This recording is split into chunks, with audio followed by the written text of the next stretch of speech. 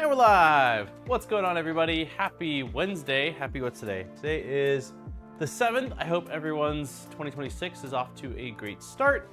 Yeah, let's see who's all here today. We got Los is here, Raj is here, RS Rod, how's it going? Tuxedo's in the house. Greenbeard's here. J Innovation came to watch me suffer with the belts. Lord Git, how's it going? Beads, hello. Can you guys hear me loud and clear? I've got I don't usually wear a sweater, but man, I forgot to turn the heater on until about an hour ago, and it takes a couple hours for this little unit up here, right there, to actually warm things up. So it's a bit chilly. So hopefully audio is fine. Job, how's it going? Musin, how you doing? Trevor, hello. Hobo, hello. KR, hope everyone is doing awesome. We are today going to make progress on the Micron build, and the game plan is last week we got the gantry done, we got the AB belts routed. It took a while because I wasn't exactly sure how to route them, not the belts themselves, but like how to attach them to the X carriage, but everything went well once we figured that out. And then we got this installed, and now we need to run our Z belts. The Z belts, luckily, are already like in place. They should be cut to some length. I think we went with all the same belt length. So yeah, basically today's game plan is get the gantry hung on the belts and then hopefully do the tool header, as much of the tool head as possible. So hey Lisa, happy new year. So that is the game plan. I did get some recommendations from last week's stream, so I offhand don't remember who recommended what, but I printed out these guys, which are to help support the gantry as I am running belts through it. And then somebody recommended these nuts. It's hard to say that without laughing.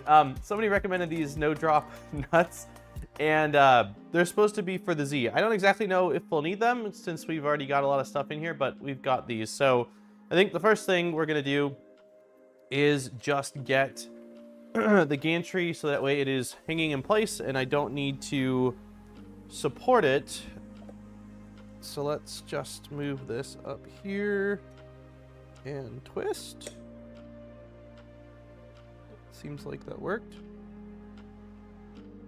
Okay, let's do it a couple more times here. Hey, nice.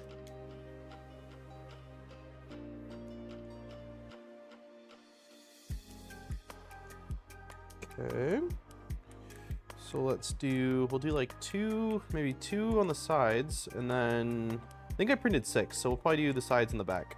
Or the back, maybe the back doesn't align, so I guess just the sides.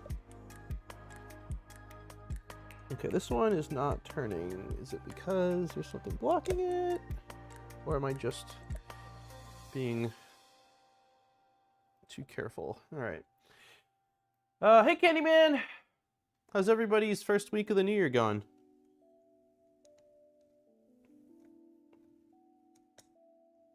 Cool.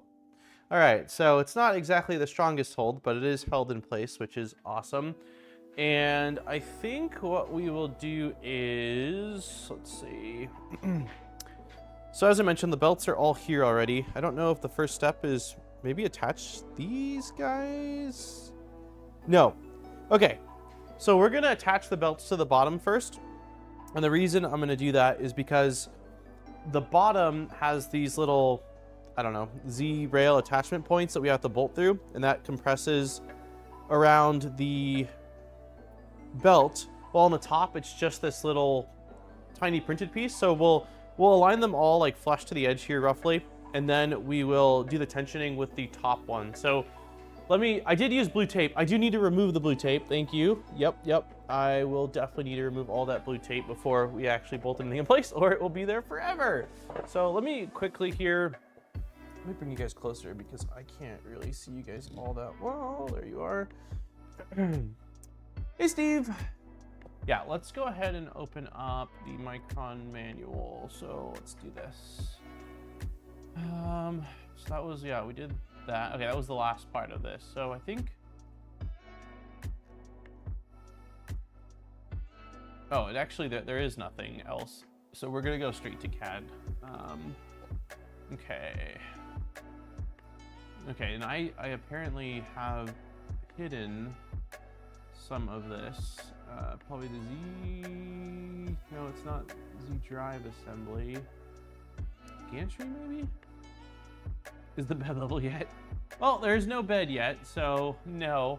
I don't actually know.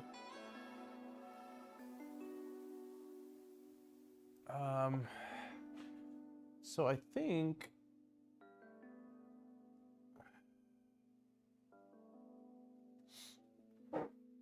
Okay, think for a second here. Okay, step one's probably remove tape. Let's just get the tape off of here. We shouldn't be tilting this sideways anymore because it's now hung in place, sort of. So that's off. Let's get rid of all the pieces of tape. Let's push this guy all the way in. Let's take off this piece of tape. It would help if I had tweezers. Do I have tweezers out here? Oh, where are my tweezers? I don't know. Let's see if I can just scrape this off. I should have taken the tape off before I did this. Before I even, like, placed it in place like this. I might need to take these off, actually. Or, let's see. Do I have tweezers anywhere? Most of my tweezers are upstairs. No tweezers there. Could there be some tweezers? Hasio! Thank you for the 13 months, buddy. Like the smash button. I'm not going to say the last part. Okay, I don't... Oh, tweezers! Yay! Yay! Definitely helps to... The blue tape makes a really cool noise when it hits the belts. Yeah, my dad came over on Sunday to watch the Steelers...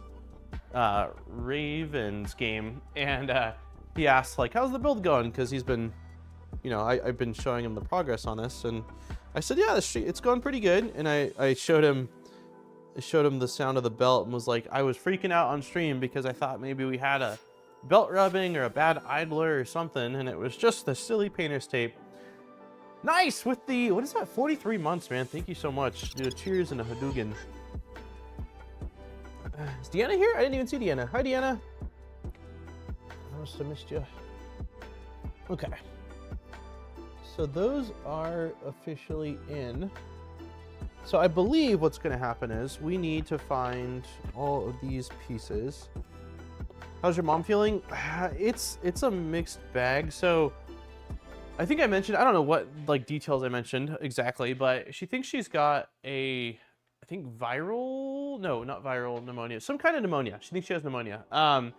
And so, yeah, she's been sick for 2 months now. And what am I trying to say? Yeah, so she'll like feel okay one day, seem like she's getting better, then feel really crummy the next day. And so the last I talked to her, which was last night briefly, she said that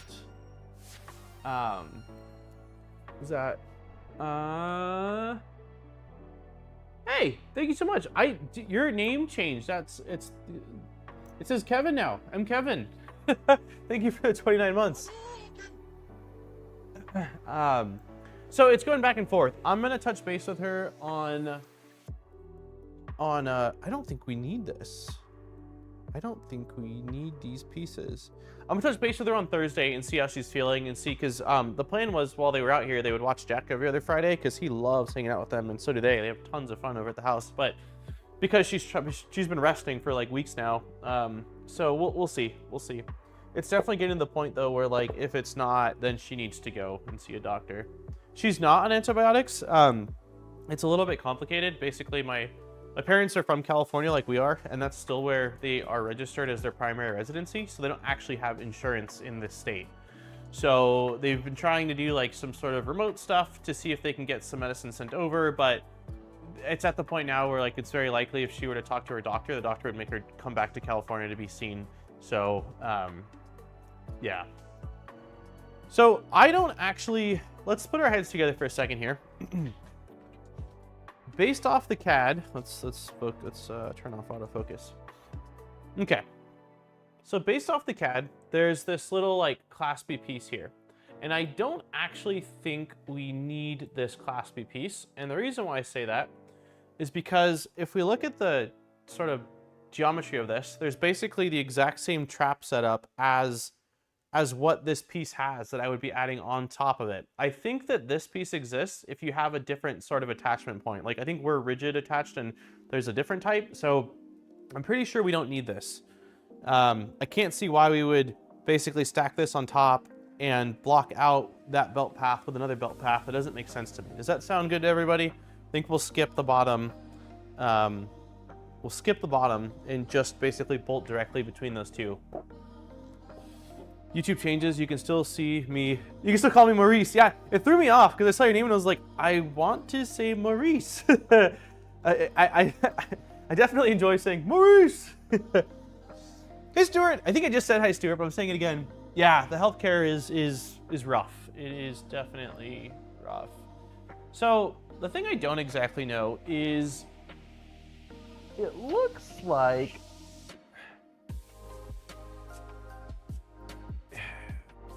I think we're just gonna try to bolt this guy using these, which are what? These are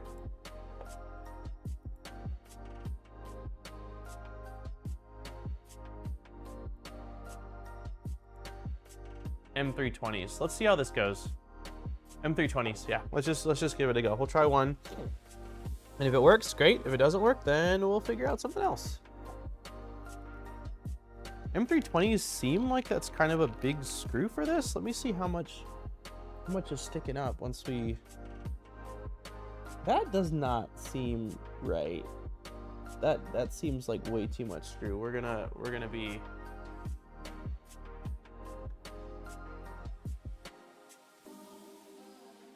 Look at, like, that's, oops. With how much screws popping out, we're gonna be bottoming out. Even if we have that little piece that I just described, I still think, let's just for fun throw it on and see. I still think a little bit awkward.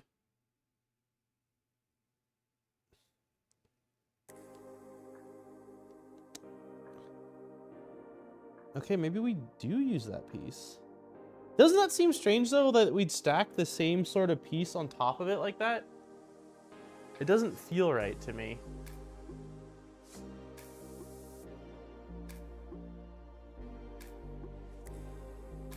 Still trying to catch up from last stream. Hey GPs! I have one washer. Yeah, this seems odd to me. Like, I just can't understand why would we use this? Why would we use this piece when we have this piece right here that basically is the same thing but built into it? It feels like we just should be using shorter bolts.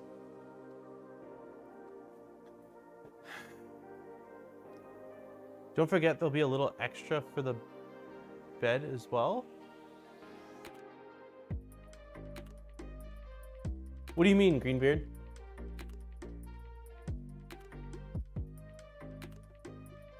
What do you mean for the bed? The bed doesn't attach to this.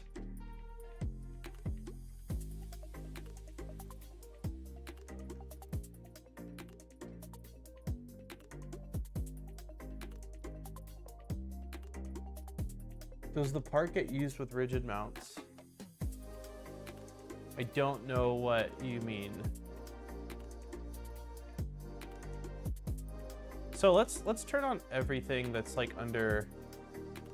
Let's make sure we have everything enabled. I just want to see.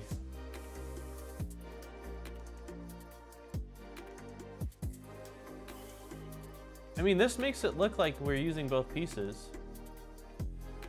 Due to the missing manual from here out and my mixed batch of outdated and modern printed parts, I also struggled a little on my model. There were ridges the teeth of the belt dug into. Yeah, mine are smooth. I mean, this looks like it fits. So like, let me see. If we go to, let's get rid of this. Oh, this has teeth on it too. This part shows teeth on it. Okay, there's two. So let me see. If I get rid of, no, so we want that. Where is this? I'm trying to figure out where this piece is.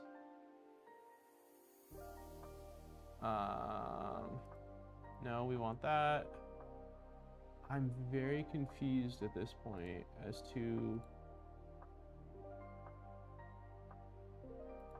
Yeah, that's a single piece, and it's basically in place of this guy. So let's try to hide this, and then show... Wait. Hide. And then bring back the printed piece. Yeah, so it doesn't make sense to me that we would have both. This looks like it's just the piece that I have.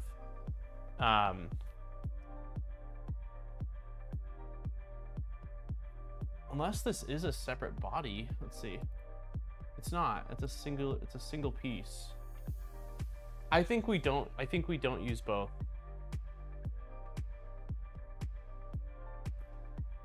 What I'm getting at is like, this is like, so I printed this piece out, and this piece is basically this piece. Like, they're the same thing. I mean, there's this little opening here, but when you look at the belt, path, I don't really know what this opening is for. Like, the belt doesn't seem to pass through it unless it's just for slack, but I think this is more like, so you can visually look down and see that the belt is all the way through it.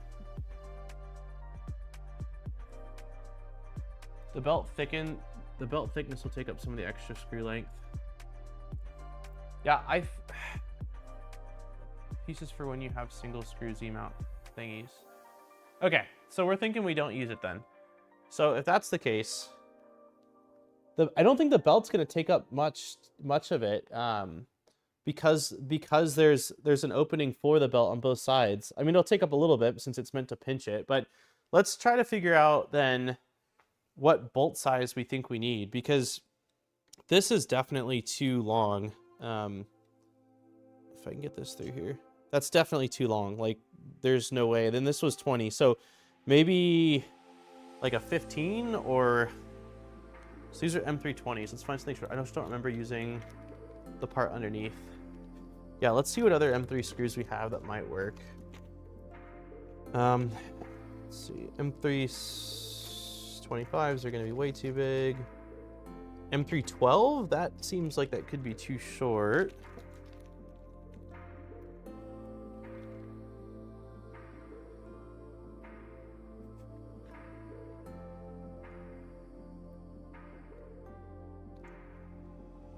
Okay, come on. Why are we not going in? That's too short. So, what was this? This was an M312, so maybe like a M3...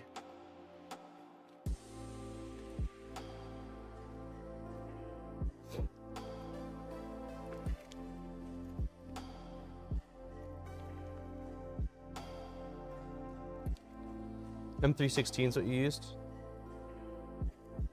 Does the kit have M316s? I'm not seeing them. It doesn't mean they're not here. I could have very well moved them. M310.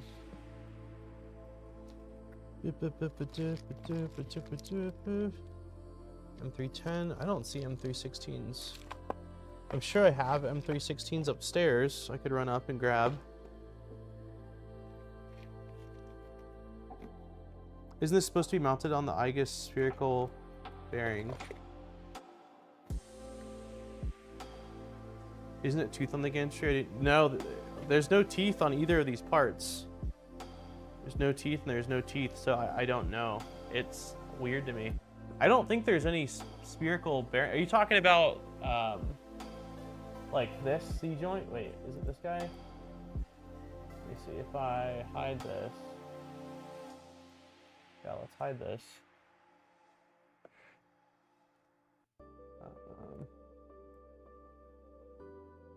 Are you talking about this thing? I think this is an alternative one. I don't believe we're using this. I'm curious to see, do I still have open? I do. Nope, that's not right. Let's see if I go home.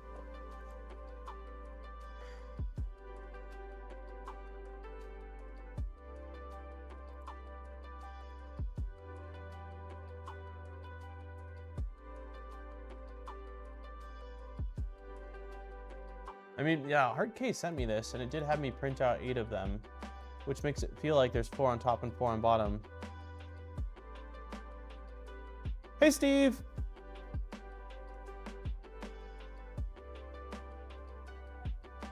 They use the belts as little springs so it can wiggle and widen itself. It's fine.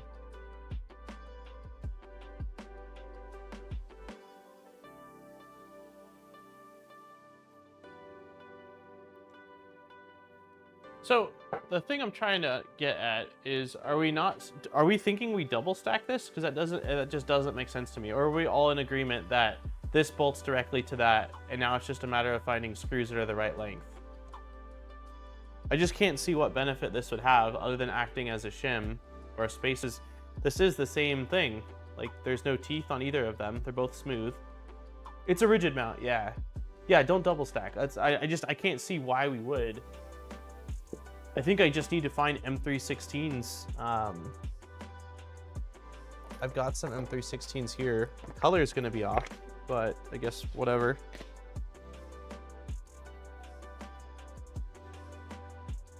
I don't know if these are 16s or 14s. This bag is a mess. Ah, and these are Phillips head screws. I don't want to use Phillips head screws. All right, I'm gonna try to find button head M316s. Let me run upstairs and see what I can find, because there's no way that the M320 that's in the CAD is not gonna work unless we double stack, which I don't want to do. Let's make sure also, let's check the longer side. Okay, this doesn't even fit. So it has to be a socket then. Now I'm even more confused. It doesn't make sense unless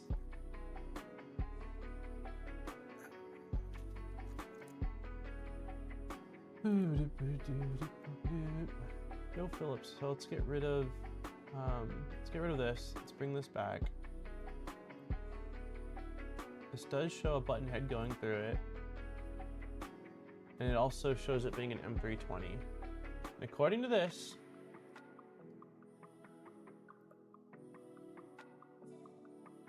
these are both M320s, and they just go through.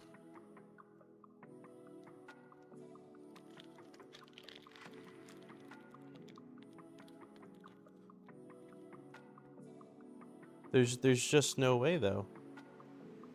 That's way too much. I mean, the belt is not that wide. So yeah, I'm gonna try to find M316s. I'll be right back. I will be right back. Almost needs the CAD to show the standard and separate options can be added separately. Yeah, I agree. That's like what has been confusing for me, is the multiple options in CAD for the joints, like the pins versus not using pins, and now this. I went through the CAD this weekend trying to set up my colors since I'm doing a 3-color build. Oh, nice. Yeah, let me see if I can find M316s. I'll be right back, everybody.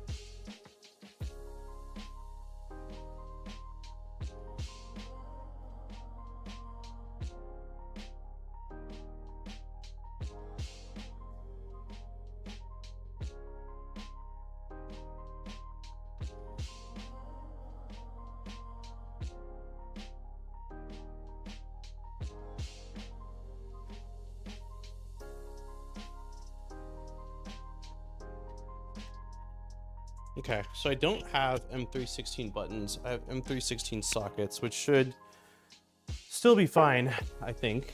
Let's see what this looks like. Okay. That looks way better to me.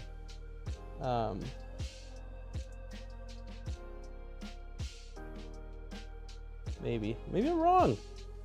Maybe we need M3. Let's try to tighten this up and see if it works. Oh. Work, maybe actually do some work. How's the gantry holders working? There, so far so good. I'm just trying to figure out, because there's multiple options in the CAD, it's throwing me a little bit here.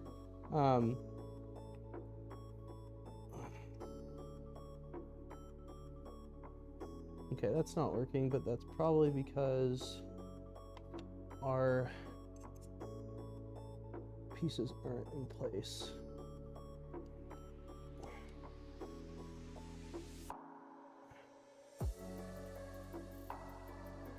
Okay, we're still not getting anything, so am I just wrong and we actually need M320? So let's try an M320.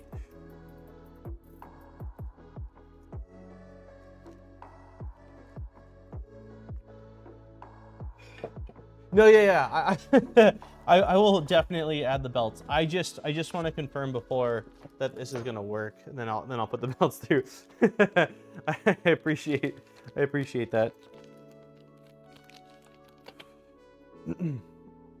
Okay. So M320.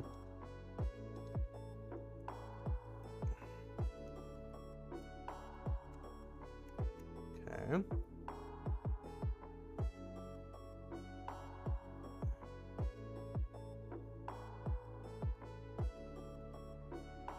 Yeah, I'm wrong. M320s are gonna work just fine.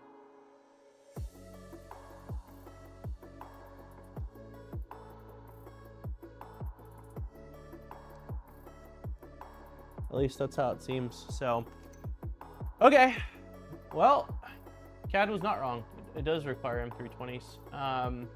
So we need the belt on the inside to come up through here. Where, how does this go? Does it pass through the part?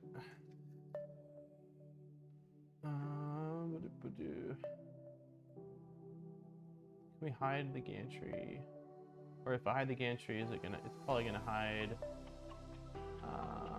it's gonna hide everything because it's all part of the gantry. Okay, can I hide at least?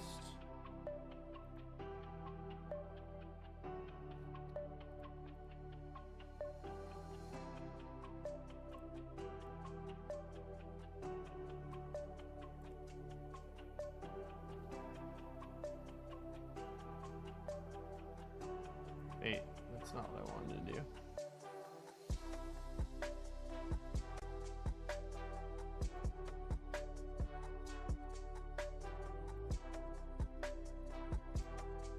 I'm just trying to see how these pieces. Okay, it doesn't really show. Does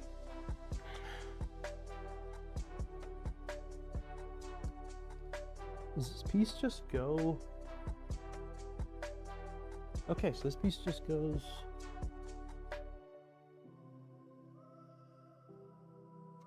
No, I'm confused. How do I get the belt in there?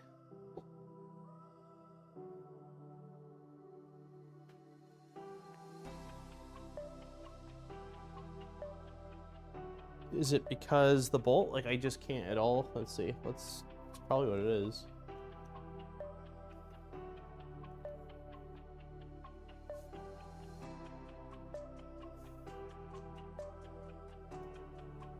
On this side, does the belt basically just flop over directly like this, then get pinched up like that? It seems odd to me, but maybe that's it. It goes up into the piece, loop around the outside and the clamp, and then it's done.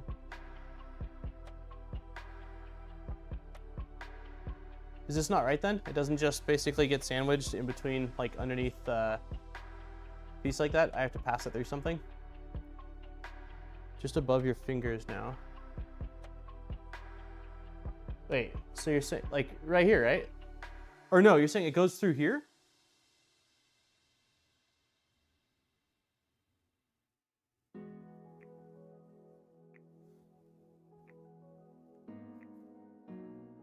Really? It's not open though.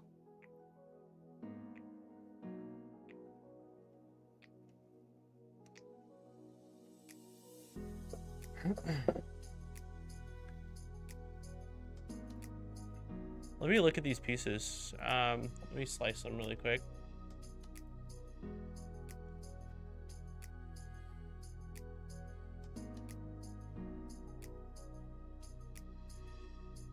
All right, let's not do this.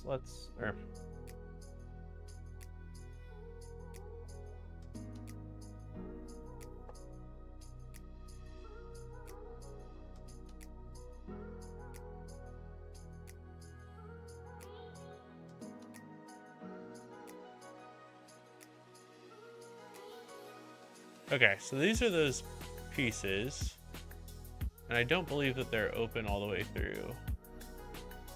Yeah, they don't pass through, so the belt can't pass through there. Hey Troy! Never seen those mounts before. I don't have the right Micron CAD files.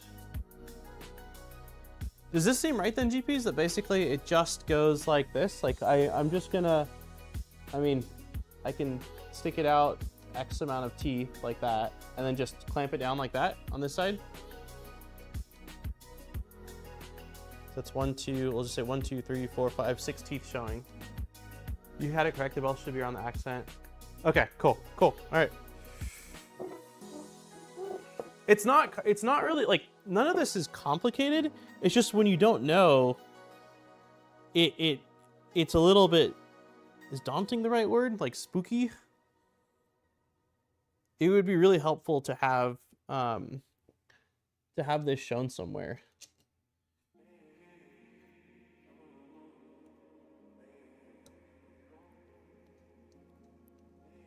I don't think I'm on this bolt, the screw head.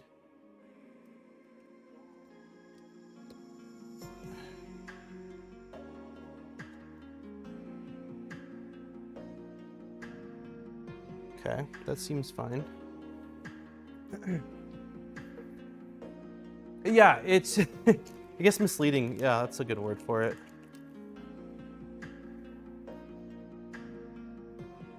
A little image or diagram of this would have been really, really helpful. Okay, that's in. So let's tighten this down.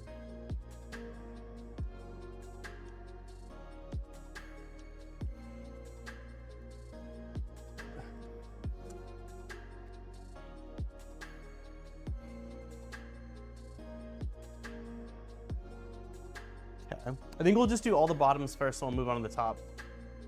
Those slots look like they're meant for 9mm belts.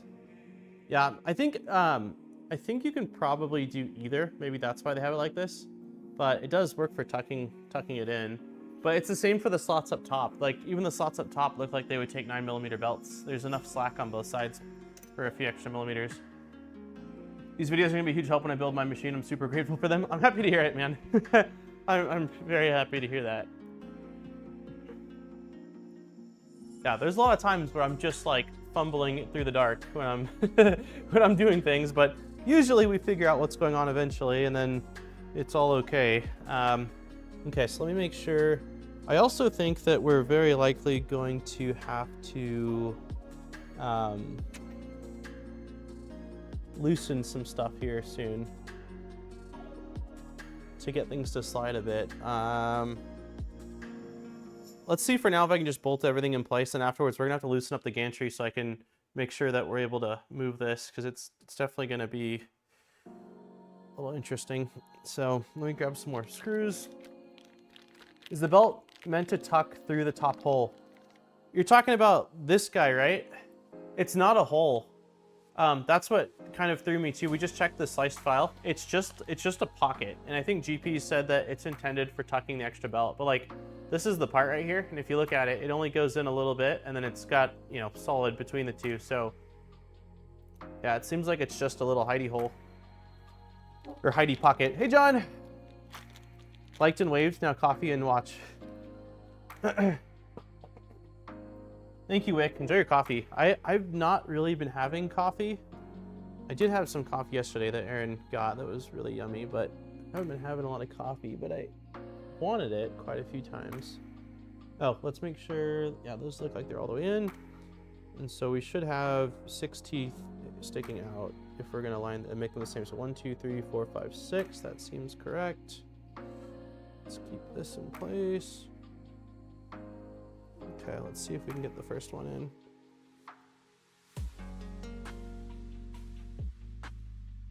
These might not perfectly align. It's a concern I have because I might need to loosen these bolts. Oops, lovely, lovely. All right, one sec, let me focus. I guess before I even put the belt, let's see whether I can get it to align at all. And then we can do the belt. Do these holes align enough to where I can actually do this?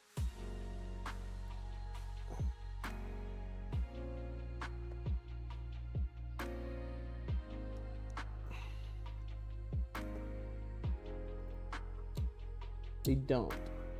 They don't. So we need to loosen.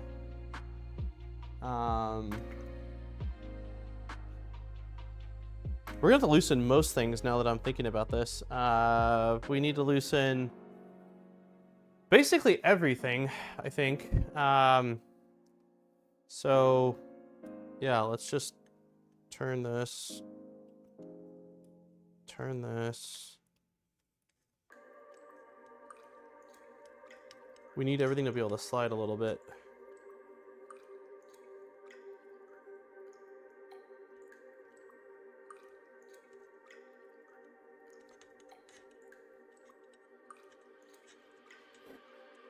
When you loosen things, do not loosen too far. The knots will shift out of place and you'll have a headache. Thank you. I won't. I'm just doing it a couple turns, but that is a good reminder. So let's just loosen it like there. I think that's enough. Where we've got a little bit of ability to move. This one I can't seem to find the screw head. There we go. Okay, let's loosen these guys right here.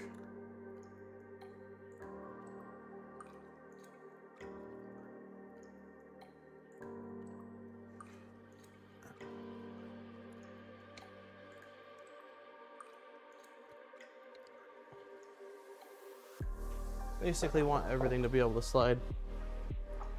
Rigid mounts is 0 tolerance for gantry racking. Yeah, so we're loosening everything and trying to get it all aligned. Then after that, we'll move the gantry back and forth and see if we can somehow get this.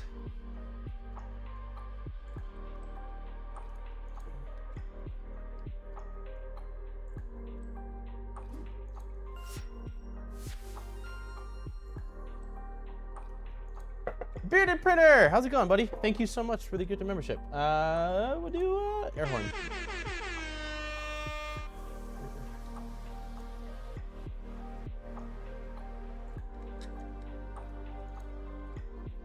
Okay, there's nothing down there. Okay, everything should be loose-ish now, I think. Hey, Tulsa. Hey, Alien.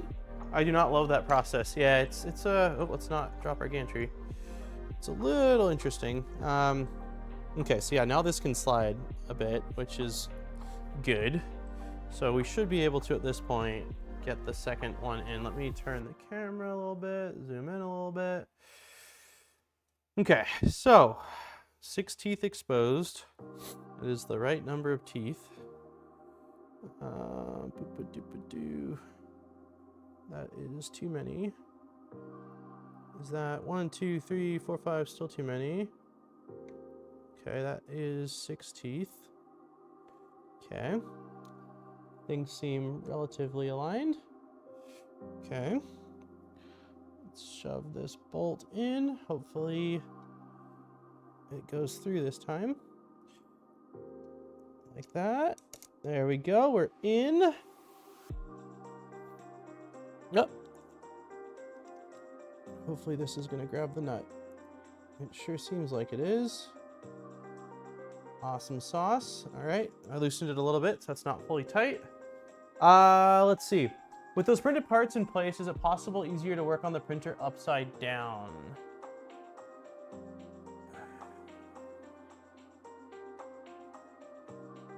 Maybe? Maybe? It feels wrong.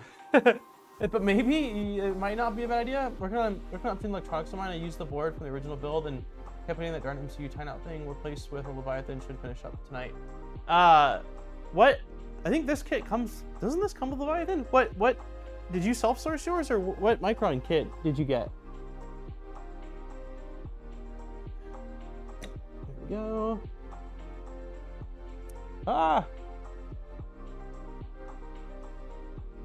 Okay, this one is not catching, or is it catching? Okay, this is not working. I don't think. We're not tightening, are we? Or no, we are. Just took a lot of turns. Okay, so let's loosen you a little bit. Okay. Let's put this piece back in place. Updated from the original. Oh, got it. The original Micron. What are the big differences? Like, I feel like there's definitely been some aesthetic stuff, but I know there's definitely, like, I've seen people say there's quality of life improvements for sure when it comes to building it just as a whole. But I really don't know. I've always just kind of, let's see, how can I show you guys what I'm doing? Let's bring you guys down. I've always just seen like Microns in action, but not, okay, this is silly. Hold on. Let's go like this. I don't know much about the build. I guess that's what I'm getting at.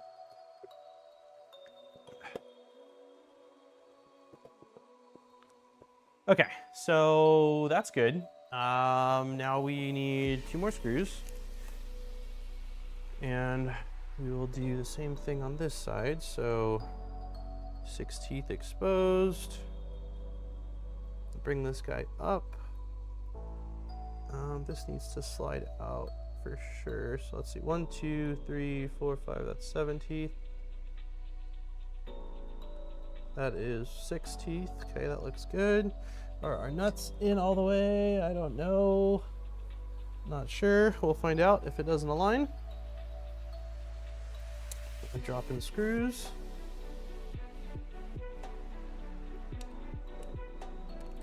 Okay, that went in, but is the nut there? That is the question. Is the nut there? Sure doesn't feel like it, but I did say that last time. I don't think our nut's there. Okay.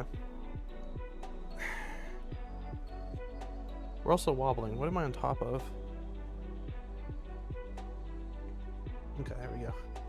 Okay, so that's not working, so I need to take this screw out and try to push these in, which is not super easy to do at all. I probably need to instead, so yeah, having this upside down, I actually gotta take this whole thing off and look from the bottom up. So flipping this thing over might not be a bad idea. I'm scared too because I don't want any nuts to fall out, especially now that I have taken tape off, so I don't know that I'm going to, but I do think that, yeah, I can't see this actually without flipping it over. So, oh, I think we're gonna flip it over. We're gonna flip it over. We're gonna put your theory to the test. Did I just drop a screw? Or is it still in there? Oh, son of a gun, did I drop a screw? I don't think I have extras in these. We'll have to get the dirty screw that I dropped the other day. Is this the right length? It is. Okay, let's not lose a screw because I'm down to the exact number I need for this. Okay, let's try to flip this over. Okay. So I think that if I flip it this way, nothing should shift or fall out. I don't think I have anything in here anymore. I'm pretty sure everything I had already fell out. Yep, we did drop those ones before, so. Okay, nothing's moving.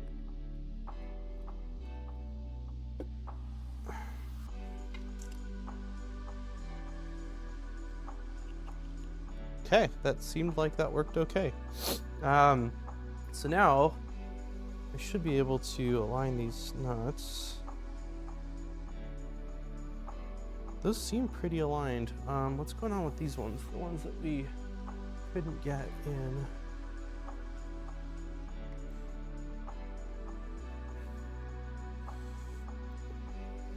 I need something skinnier than this. Maybe a zip tie? Let's try a zip tie. Or you know what? I have my little tweezers, don't I? Yes. I have the ones we found a little while ago. See if we can get this to... This doesn't actually seem like it wants to... I can't move it any further. It's being blocked by the rail. So I just have to... Interesting. Okay. Okay, this is melting my mind a little bit now that we're upside down. Let me make sure I'm doing the right thing with the belts. I can't see if we're in focus. We're definitely not in focus. There we go. Okay, so I need, yeah, this one like this. The outer belt. We want 6 teeth is what I said. I think, right? This seems... This is right. This feels weird now.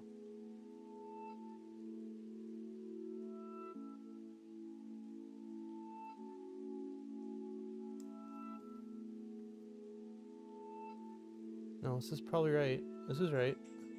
Okay. Let's get our 6 teeth.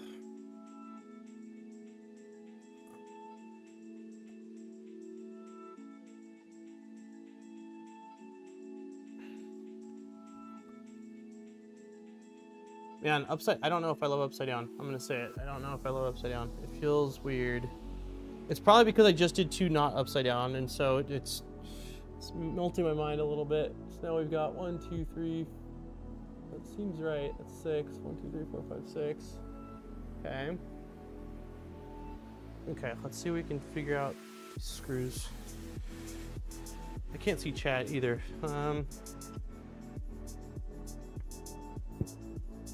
I'm in the upside down. Hey, Armor! How's it going, man? I'm in the upside down. Did anyone see that supposedly, like, someone decrypted a Netflix message and there's rumor that there's going to be a secret episode coming out today?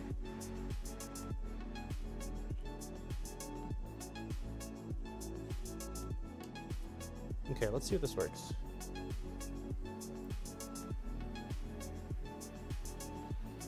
Not going in. I think I need to shift this whole thing over just a hair more. Okay, that went in. I think that we might not be 6 teeth out anymore though. Let's 1, 2, 3, yeah, we're 5 teeth. Let me loosen this. Okay. 1, 2, 3, 4, 5, 6. 1, 2, 3, 4. Yeah, that's fine. Okay, hopefully the second bolt goes in.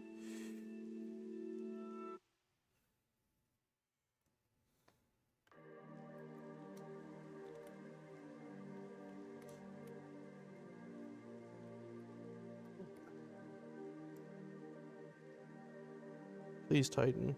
Please tighten. Oh, baby, it worked. It worked. Okay. It worked.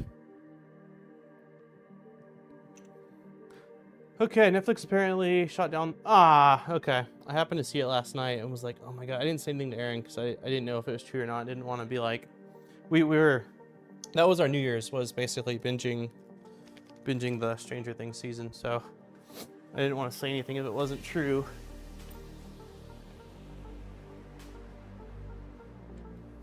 Okay.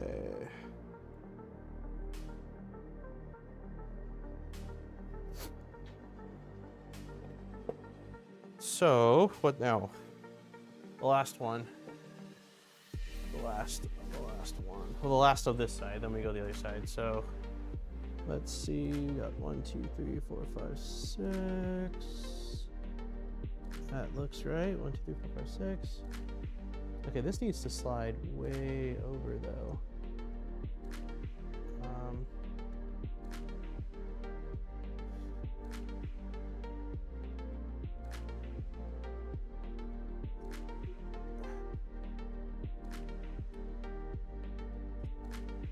We'll see how this goes. I'm not convinced it's aligned.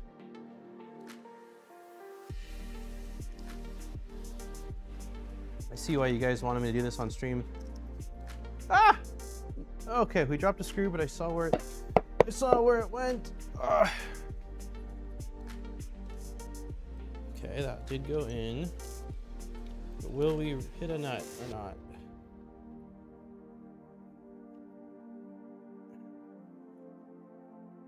I don't think, no, definitely did not hit a nut. This last one's gonna be fun. Let me turn you guys again.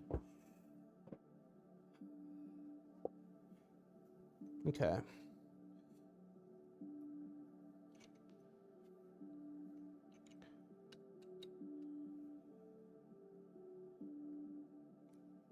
Yeah, we're definitely hitting something that is not the nut.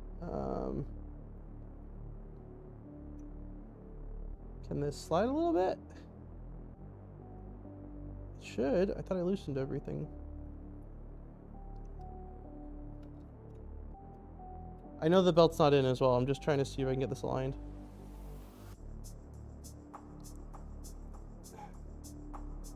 No. Why is this so stuck now? There we go.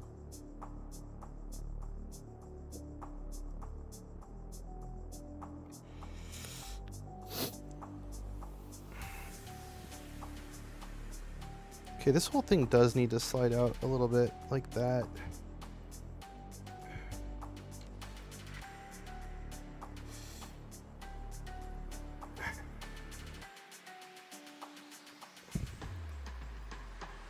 I don't know if this is going to align. Their videos will help with it. Well, thank you for being here. Yeah, it's doing the same thing. It's getting on the edge of the nut. It needs to slide out more. I just don't know. It should be able to, actually. This whole piece should be able to shift.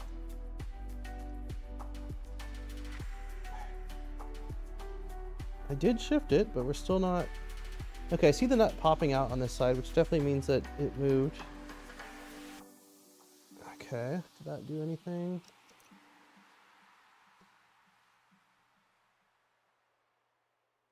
Okay, I think we're in.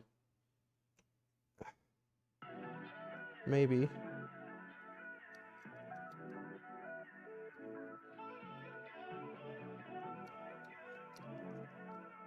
Okay, let's try to get the belt in now.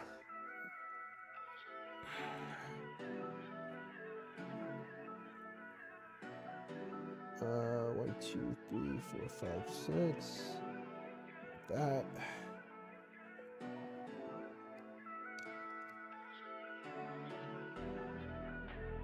Okay, that's definitely in. Okay. So will our other screw align? Something tells me probably not. But I do have access. Oh, there we go. Okay, I think it might align now. Whew. Please go in, please go in, please go in, please go in, please go in. It's spinning, it's not going in. Why? Oh, it did go in. Yes! Yeah, definitely sound effect. That was easy. Awesome. Okay. All right. So let's flip this bed mamma jamma around again. Okay. Let's try to do this carefully. Oh, something shifted. What was that? Something slid. I don't know what.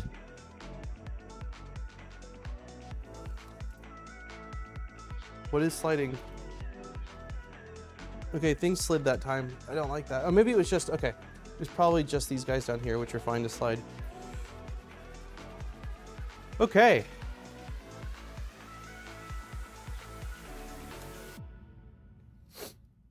So I think that we do the other side now. And then we try to move the gantry back and forth a bit to get everything as aligned as possible, and then tighten down all the things that I loosened.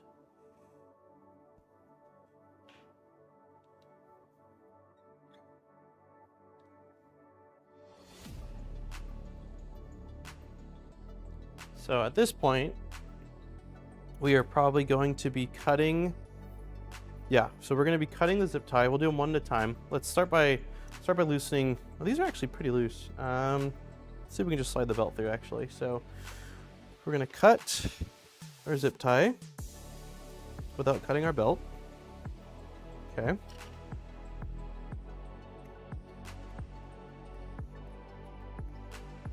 Okay.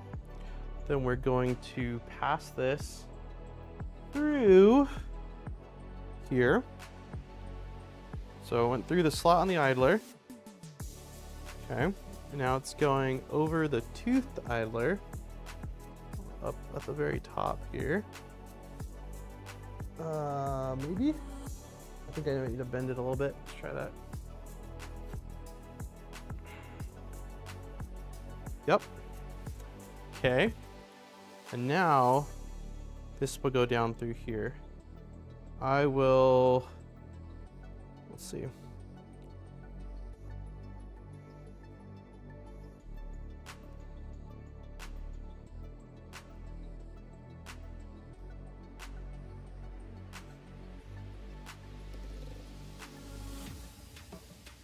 Sick. All right. So for right this second, let's just leave this loose. It's like tensioned enough, but I'm gonna end up cutting this a bit shorter and then making sure I cut off the same length from each so I can make sure my teeth are equal. I can't count this many teeth, but for now, I'm quite happy with that. Yeah, so we'll do the same now. We'll move on to the back. We turn the camera a little bit so you can kind of see what's going on here.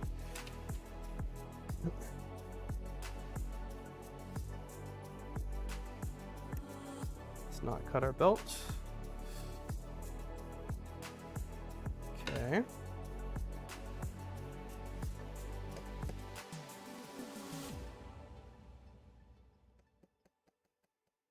Okay. And we'll feed the belt through the AB motor mount if we can. We can. There we go. Okay. And then we'll bend the top of it a little bit so it can come back down like that. Oh yeah. So far I'm liking the top a lot more than the bottom as far as getting these belts on, man. Let's loosen this a little bit.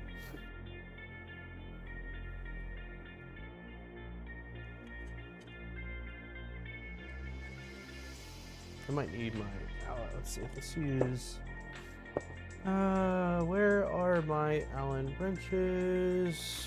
I'm missing the ones I need. Huh. I've held on to these Wera drivers for a really long time, so that makes me sad. Hopefully it's around. Let me check one last spot really quick.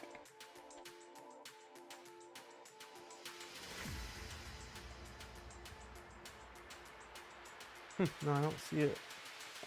Thought maybe I used it when I built Jack's bike. Okay, well I guess we'll just use what we've got for now.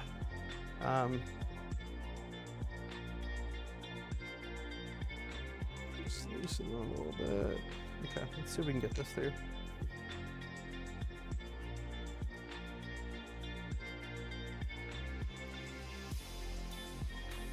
Nope, that's not loose enough.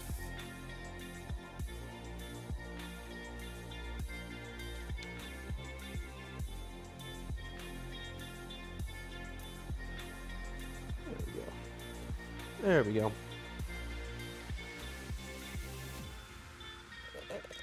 Oops. Oops, we dropped this guy out. There we go. Okay. I think that's good enough for right now. I'll turn this so you guys can see the other side as well. Let's see. This guy's at an angle. Why? Oh, because it's not on the idler correctly. There we go. There we go. Okay. Move this out of the way so I can see you guys. We're cooking. Yeah. We are in the kitchen. We are cooking. There's a link to those parts you have holding up the gantry. Somebody shared them with me. I can't remember. I can actually post them in chat. They're in the Discord under the live stream channel. There we are. It was Hobo. I think it was Hobo that sent me this. Looks like I can't see because I'm streaming and it hides your name, but I see H. It feels like Hobo would have sent it. Hey, Kenneth. Yeah, there's the printables link for the little gantry supports.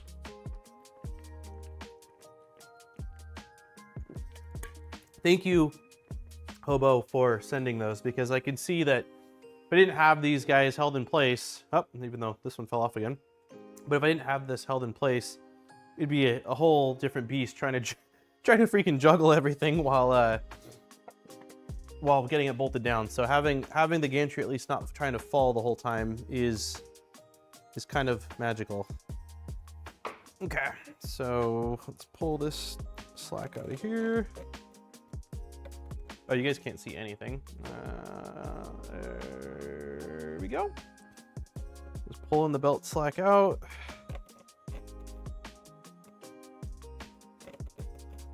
Okay, and then we will feed this guy through the hole, like that. There we are, coming out the top, and then around the idler, like that. And then this probably needs to get loosened. Yeah, definitely.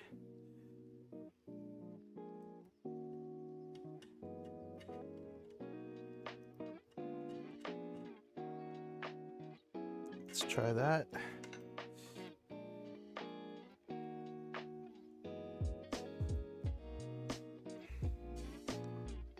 Definitely not loose enough. I just don't want those nuts to shift around, which is why I'm not fully removing these if I don't have to. Even though as long as they can't fall out, I don't think anymore, which is the biggest concern, but it's still annoying when they shift around. Okay. Make sure we're aligned on the idler. We are not. There we go. Might be a little bit too much tension. Okay. All right, last one, and then we'll start trying to get them tension the same. Yeah, it's cool. It's definitely neat. That's for sure. Huh, this one does feel a little loose. Let's back it out one. There, yeah. Even though it doesn't really matter, like I said right this second. Okay, so we will now, let me turn you guys so chat's not blocking everything. Just cutting the zip tie on the last belt that I had held in place. One more time, being careful not to cut the belt itself, because that would be tragic. Now we pull. Uh-oh, is this one wrong somehow? This doesn't feel right. No, it is. It just had too much slack, or a lot of slack, so it was twisted. Okay, so then we'll shove this guy through here, like that. Give it a little bend. Is that Peter? Hey, Peter. I just keep the bump stops from the rails. Oh, that's a good idea as well. I think I pulled all of mine off. I've had a tendency on a couple builds to not remove them, like, ever. And then I think it was on the Venture, that was the last one that I did, where I'm like trying to home it and I'm like, why is it crashing? I'm like, oh, we've got little rubber bump stops. So as long as you're not forgetful like me and remember to remove them before you try homing the first time, then yeah, those would work. Those would probably work pretty well too. I think that I tried that on a different build. Maybe it was 2.4 and it was a little sketchy because of the weight of the gantry, but this is a smaller gantry, so it's probably less of an ordeal. This is not wanting to go. It's not wanting to go into its home. This one's definitely got to be looser.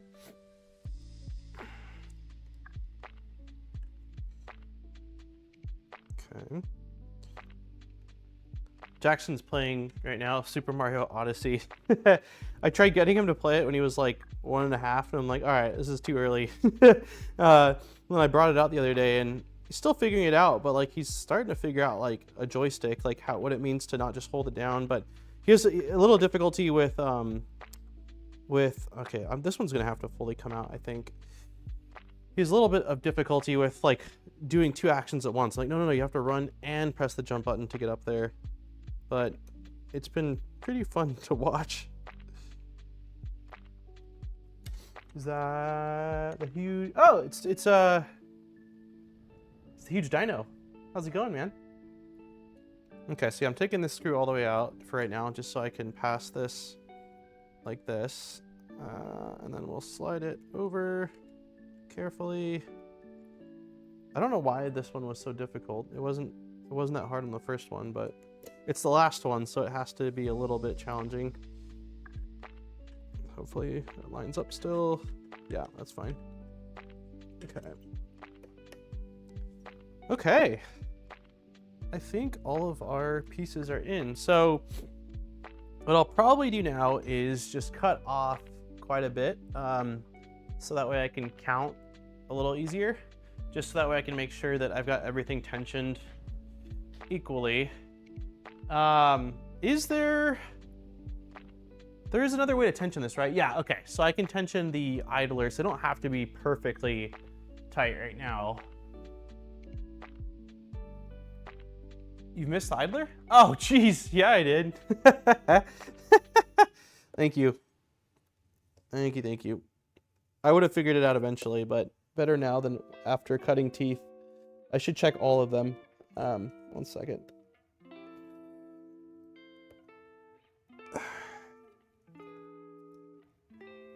Oh, come on.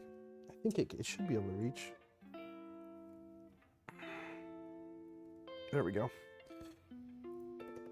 Okay, let's get this guy back in place just for another moment here.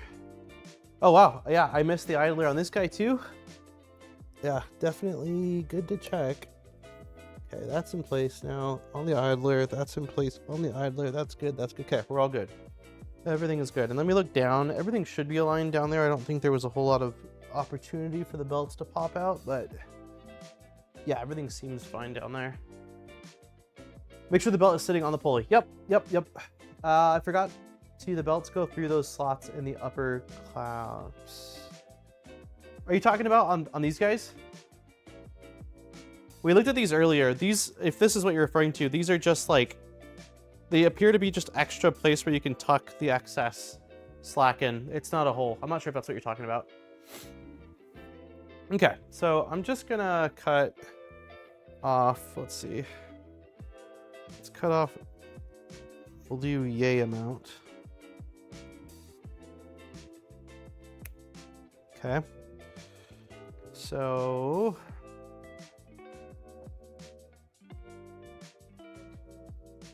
let me move you guys a little bit. I'm basically just gonna sandwich this belt up against this belt and know that I am 1 tooth over on the bottom. So I need to be 1 tooth over on the top, which means I'm cutting you. Oh, I'm not cutting you anywhere because I'm dropping my flush cutters. I'm cutting you right. Wait, hold on. Yeah, right here. Okay. This guy feels. Why does this guy feel so loose? It's probably because I don't have this guy tensioning it.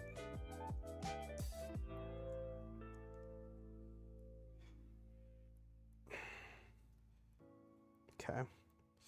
Okay, I'm gonna quickly do that to the other sides as well.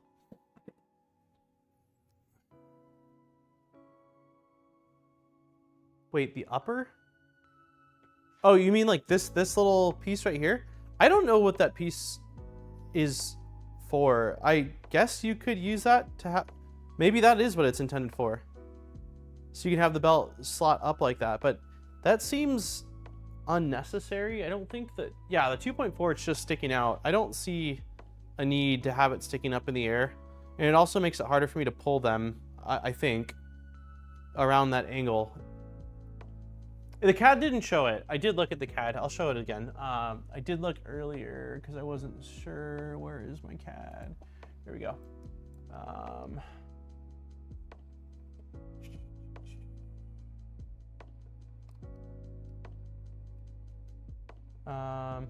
Wait, that's the bottom? No. Yeah, the CAD doesn't show it. The belt just basically exists. It just kind of floats and doesn't go through. I have to imagine that you're probably right. Hey, Joda. like I could see that being for the belt to pop up through. I just don't see, I don't see the need. It's, if anything, like maybe an aesthetic choice, but yeah, functionally it shouldn't affect anything. I'm looking at the Venture, it's not like that. I know the 2.4 wasn't like that as well. Zombie Liz, how's it going? Happy Wednesday. Happy, is it the second Wednesday? No, this is the first Wednesday of the year. Yeah, no problem, John. Yeah, I think though, like what you're saying is probably right. Like, why have this slot here if it's not intending to serve a purpose? And it probably is, so you can put the excess belt sticking upward instead of out. But I don't see it being an issue. Yeah, I don't see it being an issue. And I like the ability to just pull a little bit more. So, okay, I'm gonna quickly cut on this side the belt a little bit shorter. So we'll do the same thing, align this piece so it's like that. Oops, it's gonna be like that. Okay. So the bottom is one extra tooth, so on this one the top should be cut right there. Flush cutters are not the cleanest way probably to cut these either, but they're working. Happy 2026. Yeah, it's crazy. It doesn't feel like a new year to me. Like, I realize the calendar is, and when I sign something, it's, you know, it's certainly 2026, but like, it just doesn't feel like a new year. Does anyone else feel the same way, or am I alone? Everyone else is living in the new year, and I'm just over here. Okay, so that seems fine. So for the sake of tensioning, I feel like that is a decent starting point. And this is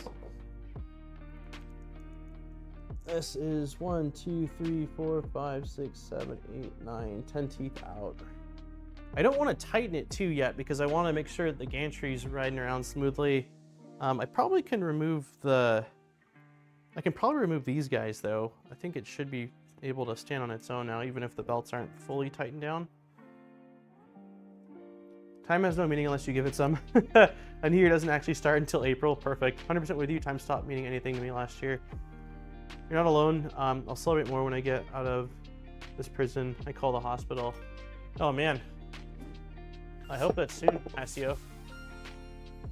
Zombie! Thank you for the 41 months. Living in the new year. Come join. It's fun. Yeah.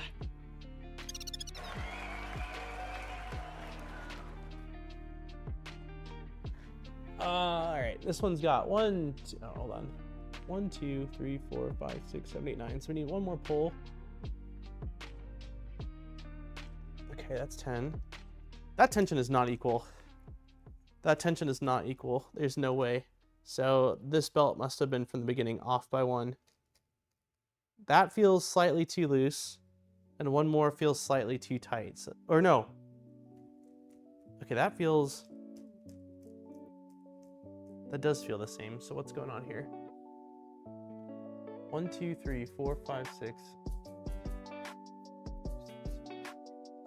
9 and some change. 1, 2, 3, 4, 5, 6, 7, 8, 9. Yeah, so this one has one extra. I'm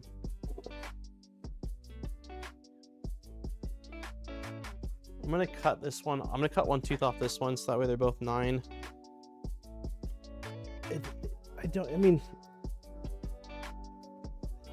I still think in the past I've had some slight off and it's worked out fine. Start again. Redo the full build. All right. So this one's got 1, 2, 3, 4, 5, 6, 7, 8, 9. Okay, that seems right on the money. This front one's a little odd. I'm not really sure what's going on with it. And this one's got 1, 2, 3, 4, 5, 6, 7, 8, 9, 10. And that one's a little bit tight. So let's see if I pull back one tooth. All right.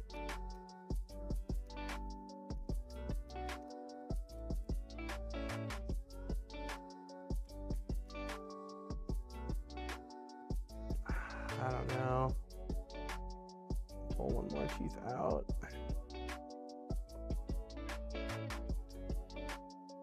One, 2, 3, 4, 5, 6, 7, 8, 9, 10. So that's 10 teeth, and it feels like that.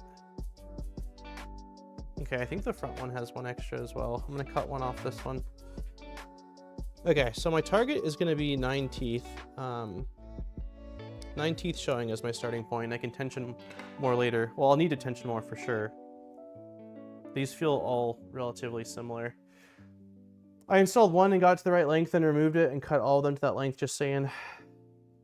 Did you get the laser engraved stuff I sent you guys? I hadn't been on Discord in a while and forgot to check. I didn't receive any laser engraved stuff. No. I forgot you had sent something too, now that you're mentioning it. No. I'm trying to think in my head, am I forgetting a package of laser engraved stuff? I don't think so, man. Do you have tracking on it by chance? After this, if you want to message me on Discord, I'll take a look and make sure the address is right and stuff. But no, I don't think anything showed up because that was around the time that Landon was born, right? Or like shortly after.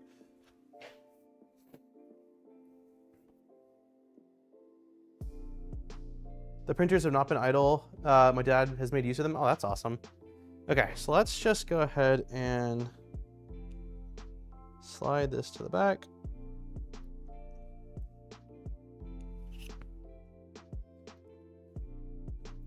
I think I screwed up a little bit when I initially, I should have tensioned this, the AB,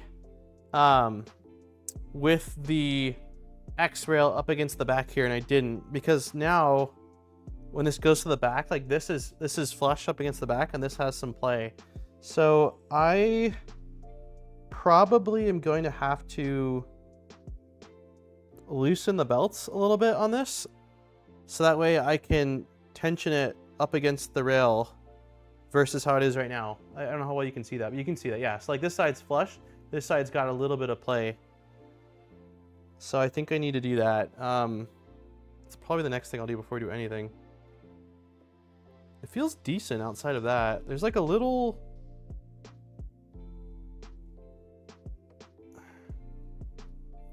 I feel a little bit of a like bump right around here.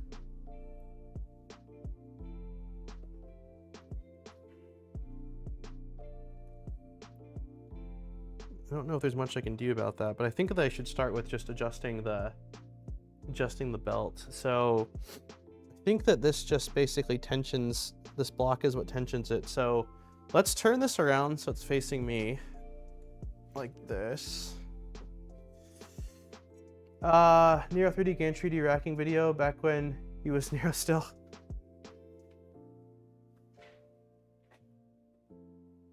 It still throws me. Like I've called him Kanik a couple times, but now I'm like usually just referring to him as Taylor, which I never did before when it was Nero, but it's like name changes throw me, man.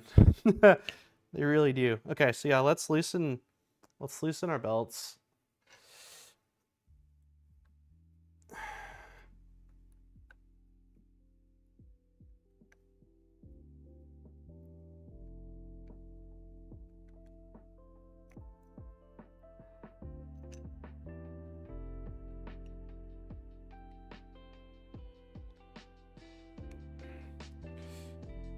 Am I gonna have to fully remove this guy? I hope not. Tension with the carriage in the middle of the gantry. Okay. Yeah, we definitely need to at least loosen this up a bit more.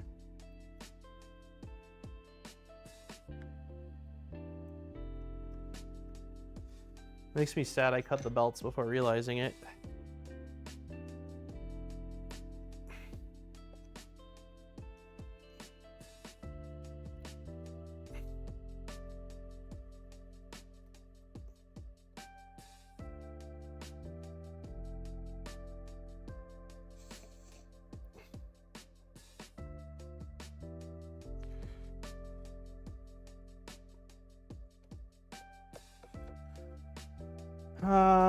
It's one of the few videos actually the Voron documentation. It's a good one. I'll watch it. Do you have a link to it? Check Discord. I posted a photo you may like to look at. I was just planning on basically loosening the belt so that way there was no tension, and then playing around with it a little bit, the X rail, and then trying to get it flush, holding it up against it, then tensioning again. Why not use the front idlers? Is it, I mean, is there gonna be much of a difference using front versus back? I don't know. On the V0, I always use the back.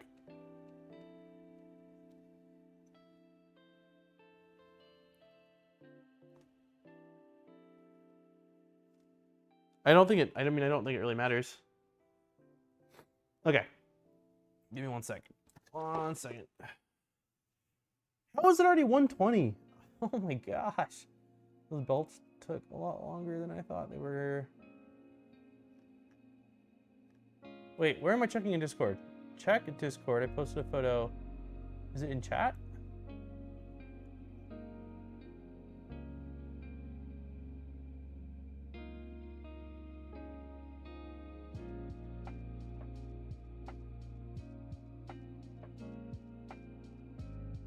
The belts should have equal teeth. I did do Steam chat? Stream chat. Live streams. Oh, those are cool. For the excess belt? Yeah, that wouldn't have been a bad idea. That wouldn't have been a bad idea. All right, let's check out mechanics deracking video.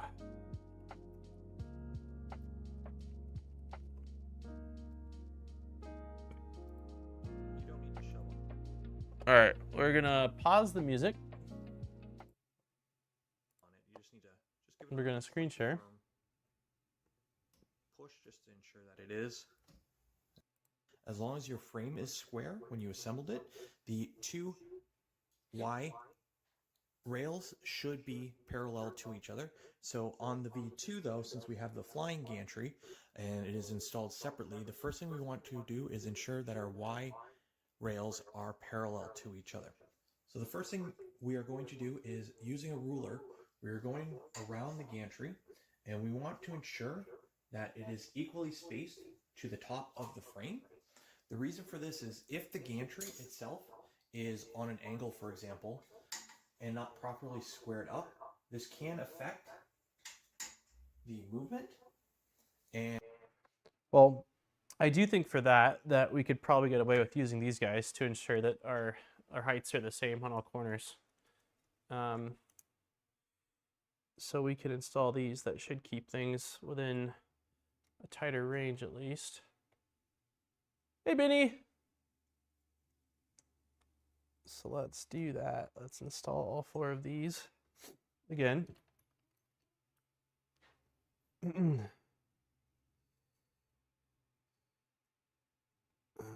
Maybe.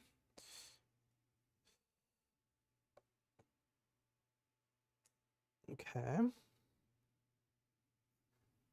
I guess these need to be straight, otherwise they're not going to be equal, but I'll do my best to get them as straight as possible.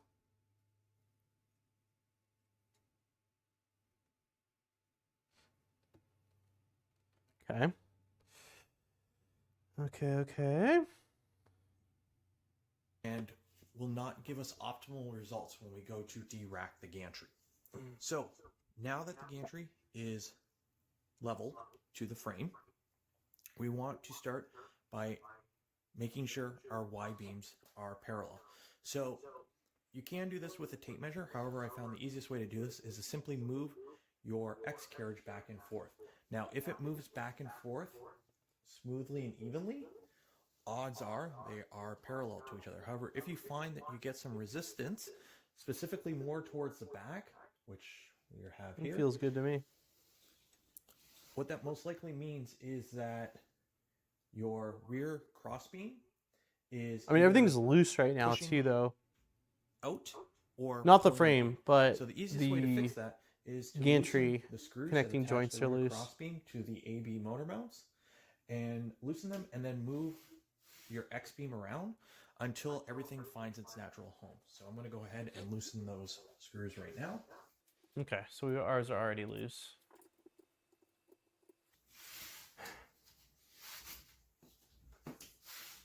There we go.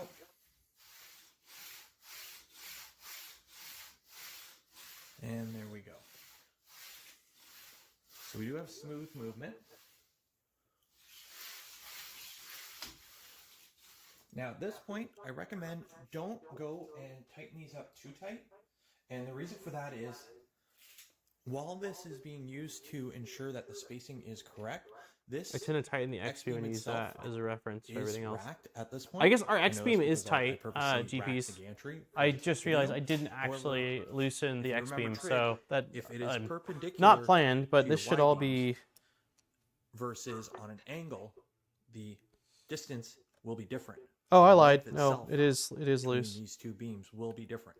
So if you tighten that up right now, and then you go to derack your gantry, if this is on an angle and then you make it straight, this space actually grows. So I'm going to tighten end these. up with binding in the back. So first thing, I ensure that I do have free movement front to back with my X-beam, and then I leave the back cross beam just a little loose until I derack the gantry. So what is racking? Essentially what it is with your Y beams being parallel to each other, the X gantry itself should be perpendicular. So that means it should come off at a 90-degree angle on both sides. Racking is when it is on an angle itself. So the easiest way to see racking and demonstrate it is when you bring your X gantry all the way forward. On one side, you will see that it touches, and on the other side, you will see that there is a gap. So see how we have a gap here on the left side, where on the right side it touches. When we move the gantry to the rear, you will notice that is the opposite. Yeah, it still feels good. X is tightened up now. Touching, and now the right side has a gap. So we need to remove this inconsistency so that both sides touch equally at the same time. So the easiest way to do that is to loosen your screws that attach your XY joints to the X rail itself. The things I just tightened up, that's funny. And then once loose, there should be a little bit of play there. And then you can bring your gantry all the way to the front, ensure that both sides touch equally. Bring it to the back, ensure both sides are touching equally as well. Now you may need to manually twist the gantry itself just to kind of make sure everything lines up. There we go there. Bring it back to the front to double check. And you don't need to shove on it. You just need to give it a slight firm push just to ensure that it is. There we go. And then once you're happy, just go through and just snug up your screws to begin with. There we go.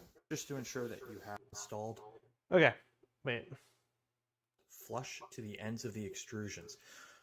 The reason for that is if, say for example, this right here is sitting off the front of the extrusion.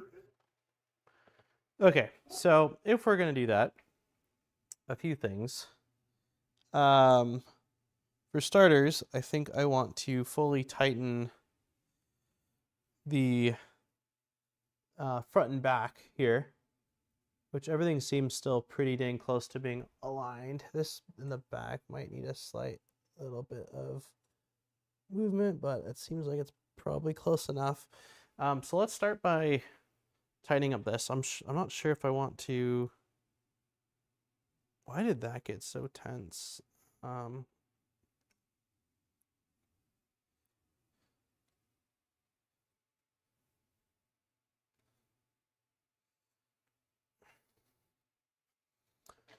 Oh, 1, 2, 3, 4, 5, 6. I'm just gonna leave this. We're gonna tighten this down. I'll adjust them with the idlers on the top.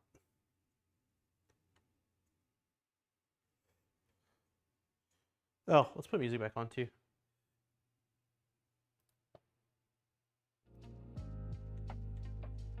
Yeah, on the V0, I use the motor mounts for my reference, but on this, because we have the back slightly loose, it might make more sense to use the idlers, especially after I tighten them down, because they're not going to be moving.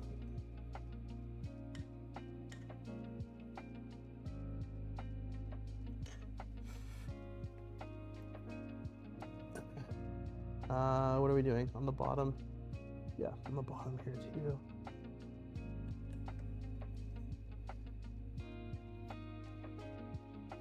It's already adding quite a bit of tension, just fully tightening these down.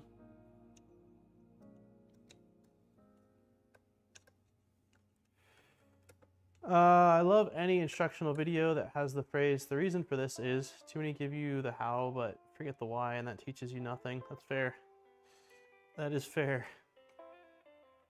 Yeah, that is plenty tension, actually. That is a lot more tension than I was expecting. Okay. Yeah, I mean, these might be slightly off the edge, so that's going to be a little bit interesting.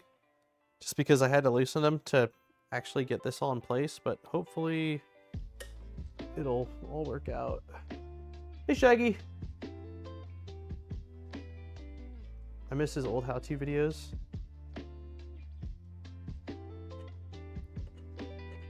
Yeah, I found Taylor around the time I got into my first V0 and learned a lot about Voron and Clipper, and you referenced his live streams quite a bit when building. It was really helpful.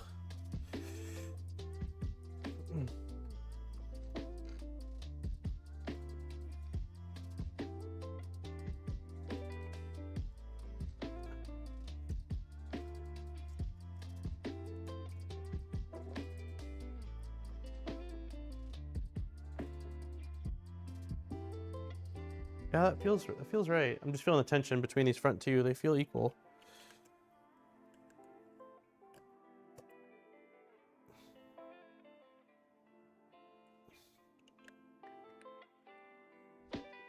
That's great so far, dig the colors. Thank you so much. Doing pretty good. Doing pretty good. Yeah, it's been a really busy week, but that's fine. Busy's usually how I prefer it, and it's kind of my default, but yeah. No complaints, man. Thanks for asking.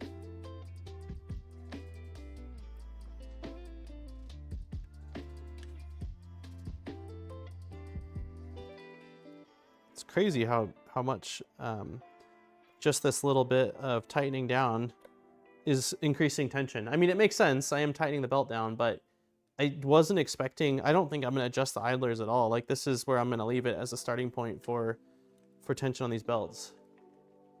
Otherwise, some concern that I might actually stretch them or just damage them a bit. You doing okay there? You need anything? I'm doing good, thank you. Yeah, I've got water. I'll have a sip of in a moment here, but yeah, I'm doing good. Thank you for asking, babe.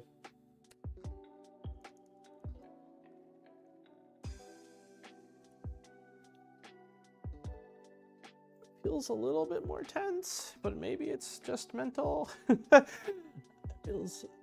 I did my best to get the teeth exact, so that's all I can do. So it's definitely off the edge on the back a little bit.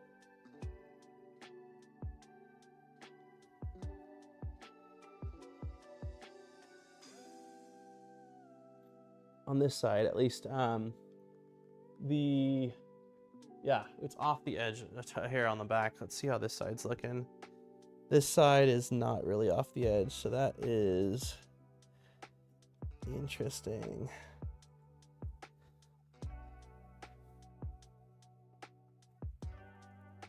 Feels good though. I'm gonna tighten it up. I'm gonna tighten it up.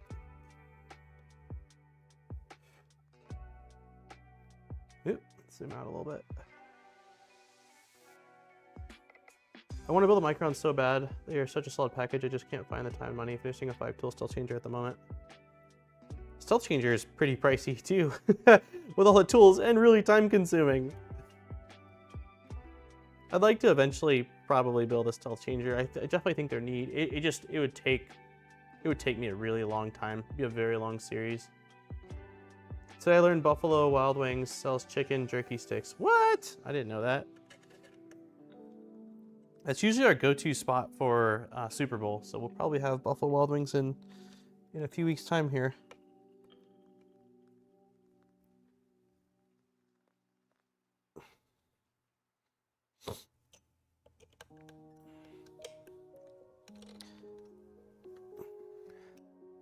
Come on, baby. There we are. I should say I already have 352.4. Got it. Running out of space. Got it. Okay. Yeah, that's fair. Space is a huge factor.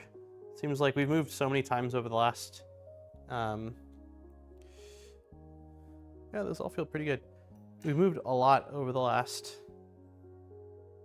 1, 2, 3, 4, 6, 7 years. And each time, typically, except for one time, we move to a place with more space.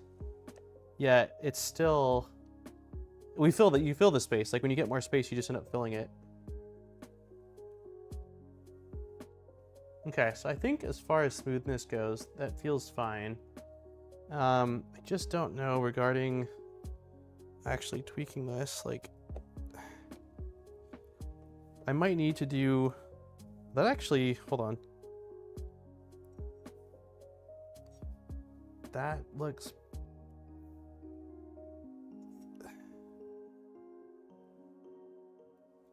pretty good on the front. That looks pretty good on the back as well.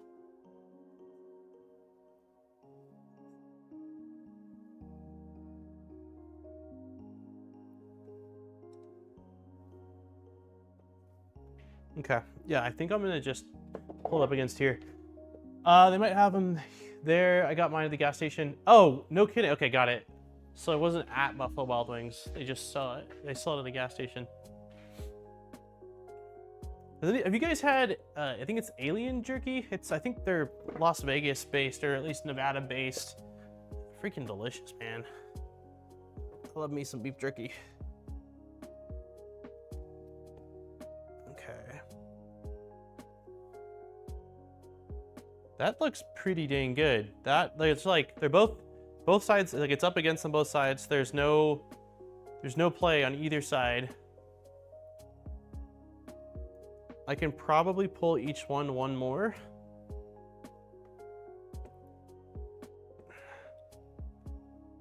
Maybe. This bottom one needs to get... This is where having, like, had I not cut these so short. Oh, come on, dude. So I have like all my tools, like vice grips and stuff like that, are upstairs. I have like needle nose pliers, anything I can grip this with. Got some old vice grips.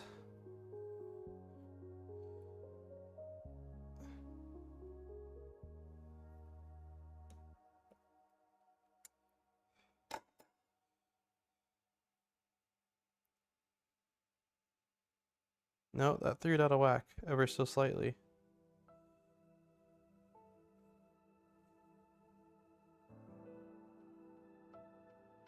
Ever so slightly.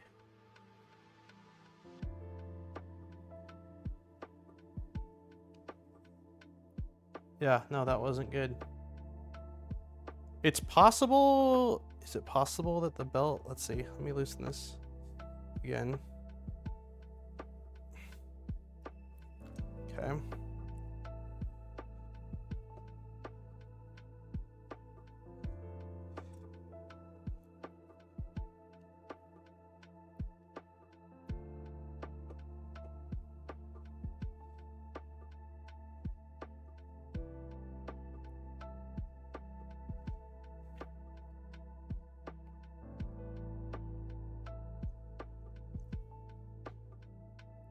Okay, that seems pretty perfect right there. I might just leave it there and then tension the idlers.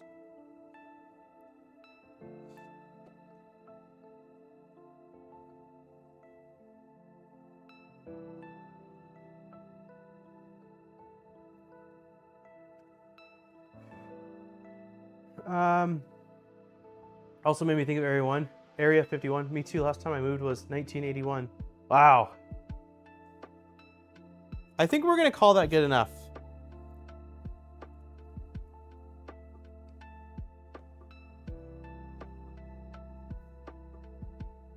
It seems like when I get them to both ends, there's like tiny bit of play on the right, tiny bit of play. That side has a little bit more.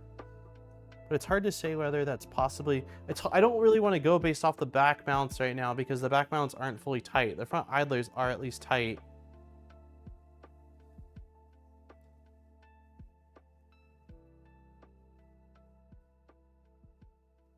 What are we thinking? Is belt tension equal on both sides? It should be. This side I didn't adjust at all, and that's the same. I can tell by the belt length. And this side, it looks like I've got 1, 2, 3, 4, 5, 6. 1, 2, 3, 4, 5.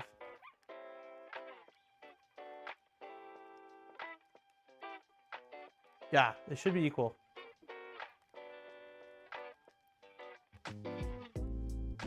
But like front, it's definitely way better than it was. Hey, Collie.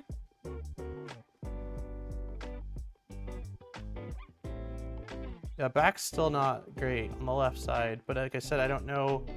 You know what it could be?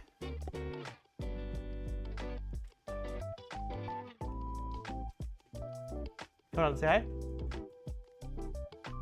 Oh, potty time, monkey? Come on. Come on, bubbies.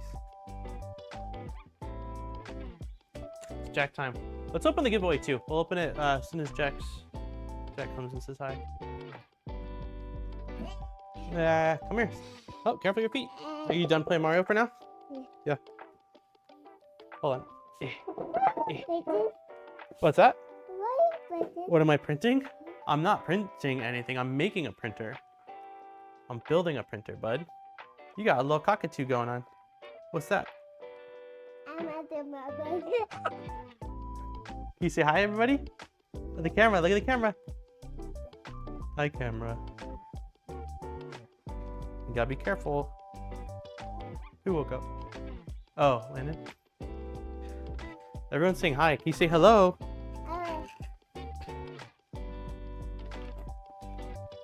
Are those Daddy's AirPods? Wow. That's my boy. I don't know if you guys can hear him, but he opened them and said, "Whoa, so cool." His mic. Here. There. Press one button. Okay. All right. You say bye-bye. Bye. Bye-bye. No, that's Daddy's. Nah, right now we can't listen to this auto pop. Do you want Landon to say hi or no? Okay. What is it? Okay, you can take that piece. Alright, I'll just hold him back here. Baby Landon came out to say hi. Yeah. Oh, yep. Oh, they can't see you.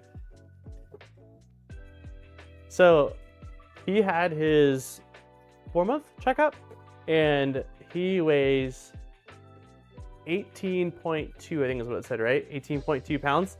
Yeah, and he is in the 96th percentile as far as weight goes. So he is our, the doctor called him a linebacker, right? Yeah, let me get the dog for doggy. He is our chunky monkey. Come on, bub. We got him a little walker because he loves standing and he's got like really strong legs. But I put him in it last night and like his feet are still like that far off the ground. So like, well, we got a little bit longer to go before you can start putzing around, huh? I think so. Definitely gonna be a big boy. Yeah, he's a big guy.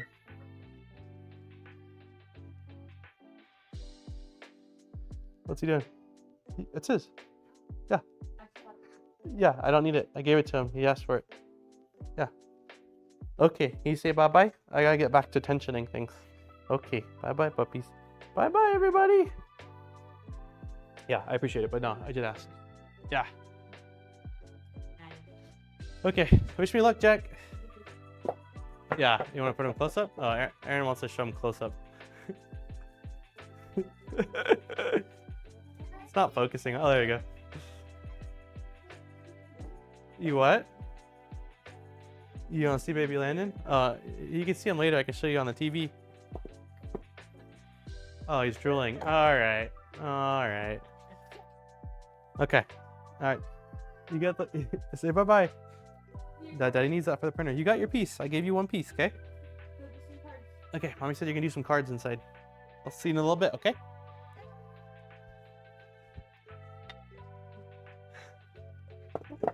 All right.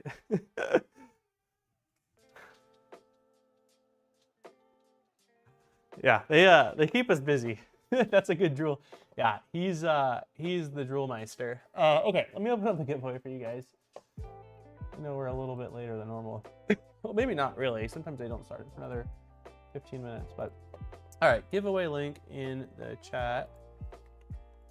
Yeah, we thought he was teething a while ago, but I think that it was just him being a baby and like mouth stuff. But like I'm pretty convinced he's teething now. So he's been like hands always in mouth and he's just drooling a lot more than ever before. Yeah, I think we're gonna call this good enough, guys.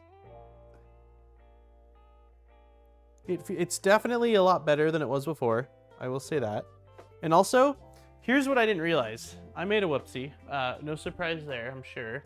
But when I was actually putting it up against the back, the motor mounts on this are not the same. Because this guy has this little piece sticking out here, it doesn't go fully flush. It's almost fully flush, but I don't doubt that that possibly was having an impact on it, unless I'm wrong and it doesn't even make contact with that. Let's actually find out. Hold on. No, it does. It does make contact with that. So that could be a factor as well, that there's an extra little piece there.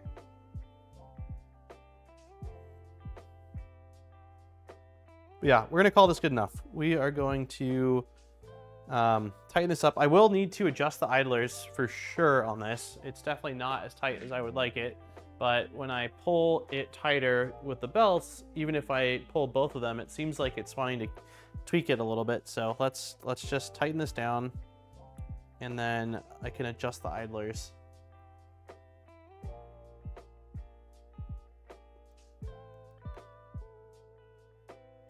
I will also be tightening up the motor mounts on the back because those are loose as of right now. And then we'll check again that there's no issues with motion.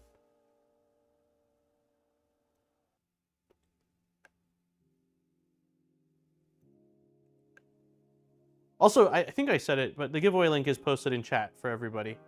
I know I like kind of said it, but I don't know if I formally did. Close enough. Print a call lantern and calibrate the screw. Oh, Cali lantern. The Cali lantern basically makes it where you find out your skew of the printer, right? And then you just take those values and you apply that to your printer's settings in the slicer and it compensates that way. Okay. Yeah, I think that feels fine.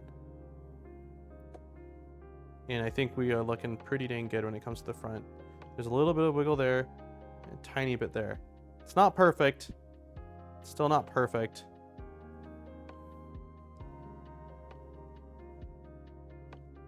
But it feels close. So, okay. Yes, so I'm going to, before I forget, tension the motor mount screws so that way it can't slide left and right. Let's see, zoom out a little bit. So let's do that.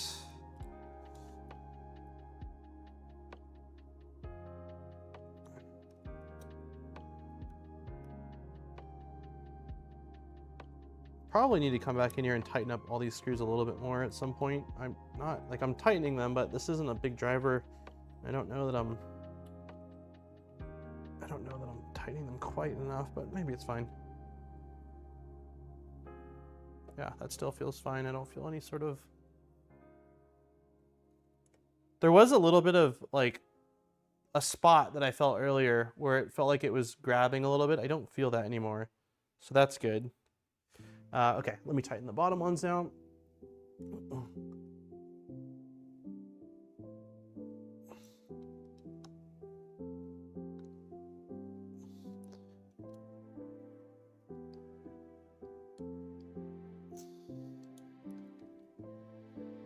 Okay, let's check one last time.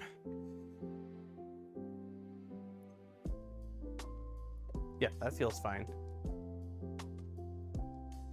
What did Blizzard say? I'm about halfway through printing parts from my 250 Trident. Went with the Polemic ASA Gray Blue and the Standard Yellow ABS. Sick. That's gonna look so freaking sweet. Please post photos, man. Like either during build or after build or something. That reminds me, today's Wednesday and we didn't watch the new Fallout episode. I don't think we watched the one last week, so that's exciting. Yeah, I am much happier with that. There's a little bit of play on the right. Like I'm gonna show you guys. Here's where we're at. Here's where we're at. This is where we're calling it for now. So I don't know how well you can see that. Let me try to make this like straight in line with it. Of course, the chat's kind of blocking it. Let me move it up a little bit like that, right there. Okay. Okay, so this is pulled all the way forward, but I can still move this side. I mean, it's super small, like really, really small. You can maybe see that little tap, yeah. And this side is a tiny tap too, but not quite as big as the right side. I mean, it's so close. Yeah, it's so close compared to how, at least compared to how it was on the back. The back is still going to be off because, like I said, I think it's this little plastic piece sticking out that's making it look worse than it is. So if I take this here and I go like this, that side's got quite a bit, and this side has very little. And I think it's because this guy's stopping it a little bit earlier. So, okay, let's pull these out. Oh my God, the belts are done, guys. I could cry, like happy tears. All right, I'm gonna tension the front idlers just a hair. It's definitely looser than I would like. So I'm just gonna take these and go like, let's see. So we got one rotation, one rotation, one rotation, one rotation, one rotation.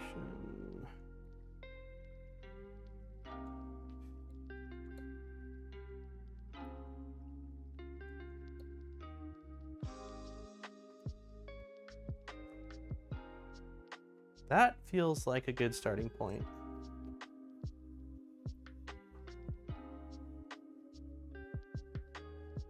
Yeah, there's still, now it's a little bit more, it's interesting. I don't really understand why, like, it's the same thing now. Like, had I pulled these teeth a little bit tighter, now that I've tightened it fully, this side on the right has a little bit of play. Like you can see, like if I push hard, right, you can see the tiny bit. I mean, it's not much, but it's a tiny bit.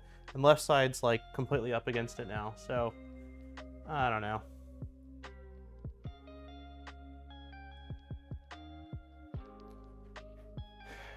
Not for lack of effort. We did at least, you know, address it, or at least try to address it. So I think it's still gonna be okay. I'm putting everything on my 3v0s. Holy cow! Hoping I can get enough prints to allow the Trident to become the remaining.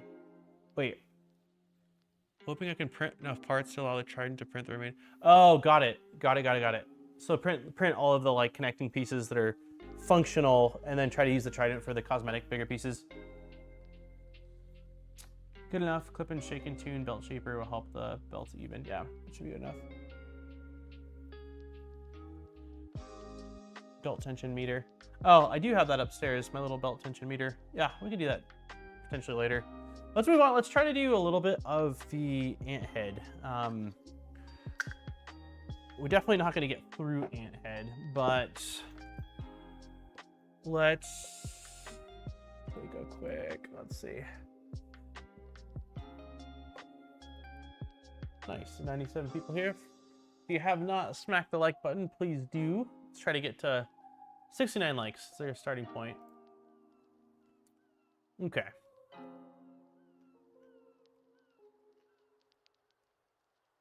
So these the toolhead pieces. I think there's just a bag and box for all the pieces we need for the toolhead. Is it this guy? Extruder, no, this is extruder kit. Okay, so there's a bag of pieces for the extruder kit. So maybe for the toolhead, there's not. Maybe we just use the same hardware as everything else.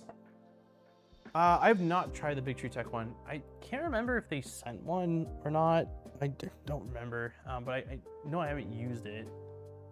I've got the one that was from West 3D still hanging on my pegboard upstairs.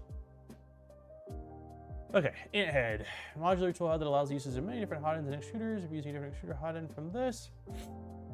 And you have to adjust what parts you print. Yep. Leaf cutter, and is able to be configured as a filament cutter as well, which I think is what we're using. I think that's what we're using.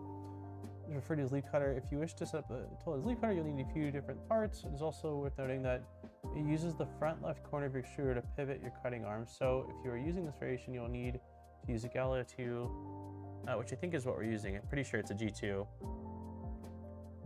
The overall assembly of the toolhead is still the same until you reach the end, therefore the assembly leaf cutter arm has been added at the end. Cool. All right. So we've got printed parts. Okay, so let's start with doing all this. Let me begin by just moving the printer, move the printer off frame over here, so that way we can have a clear work area.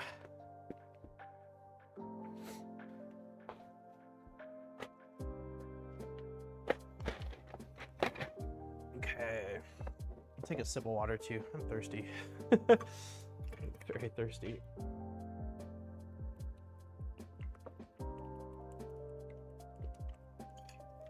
Okay, let's just, before we start putting in any heat inserts, let's start pulling out all the pieces. So we know we need this. We need this. What is that piece? What color is that piece?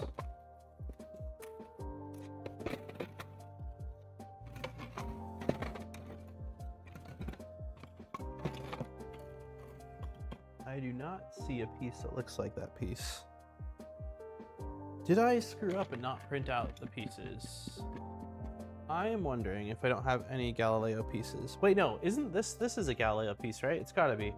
This looks like it's the inner portion of it, so I must have printed out Galileo pieces, but where the heck is that piece?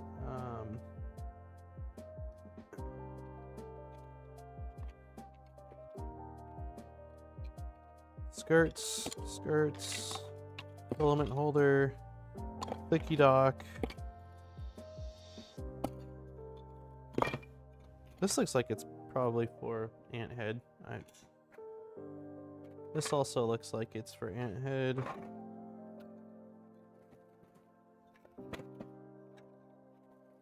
Okay, yeah, it's right here. It's right in front of my face. Pretty large piece. What tool did you go with? Anthead? Yeah, I'm going with Anthead. That's what the kit intends on. What type of projects do you have coming up after this one? Nothing set in stone. There's like non-finished projects that are on the list, which is like the V-Core and the Milo. Those two things I'd like to get done, but outside of that, there's definitely there's some flexibility.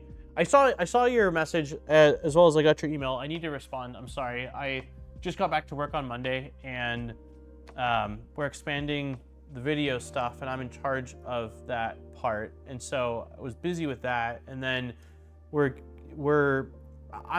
like the main person behind the beginner pathway video series on our new software, Millmage.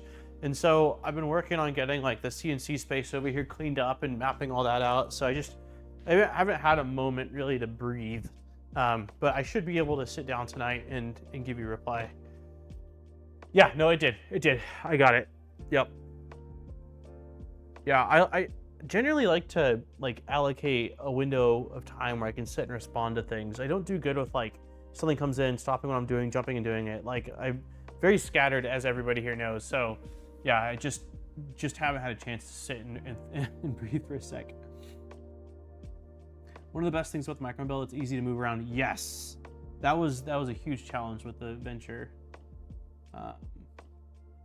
Yeah.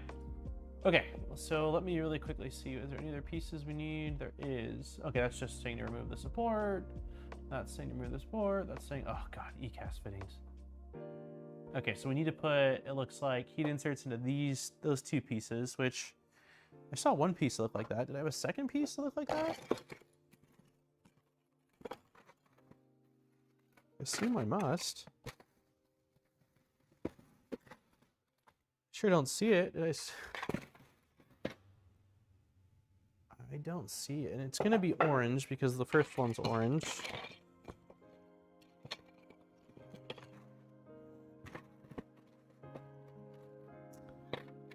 think I screwed up and didn't print out 2 of those. I have a feeling that I saw the piece and just thought I probably need 1.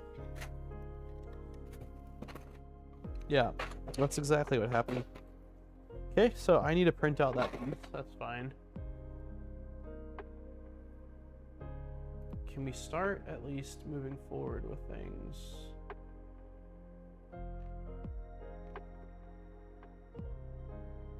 What is that piece?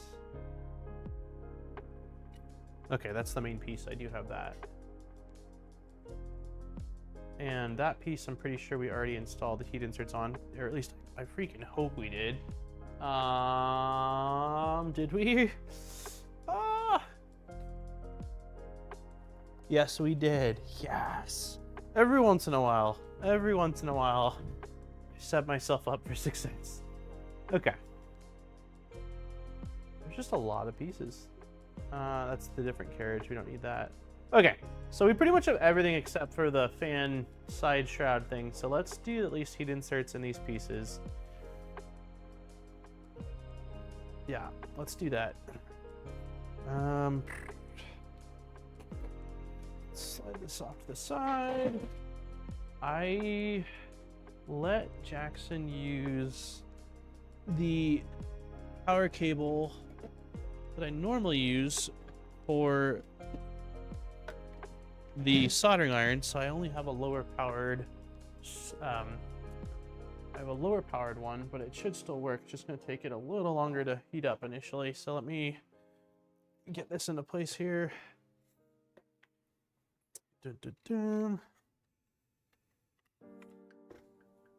Okay.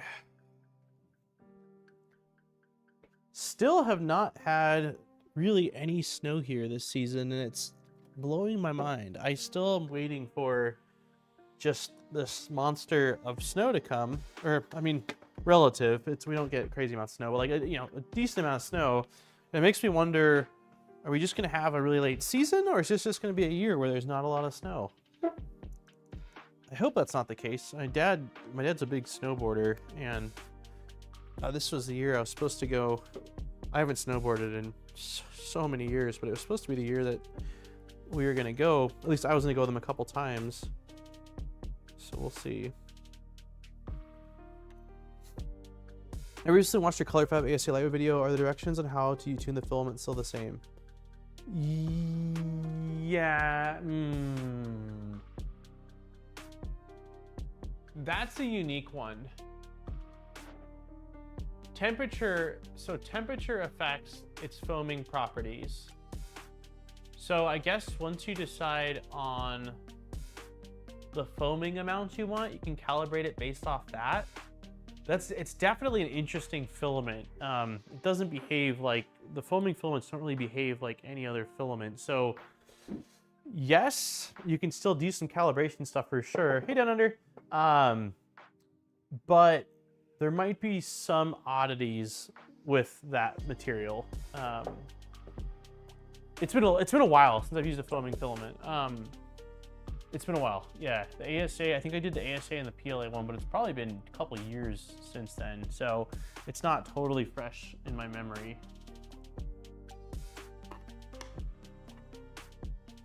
Okay, where's our heat inserts? They should be somewhere. Here they are.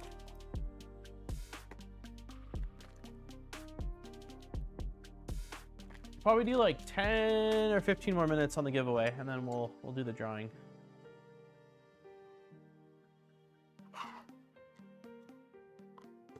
Okay.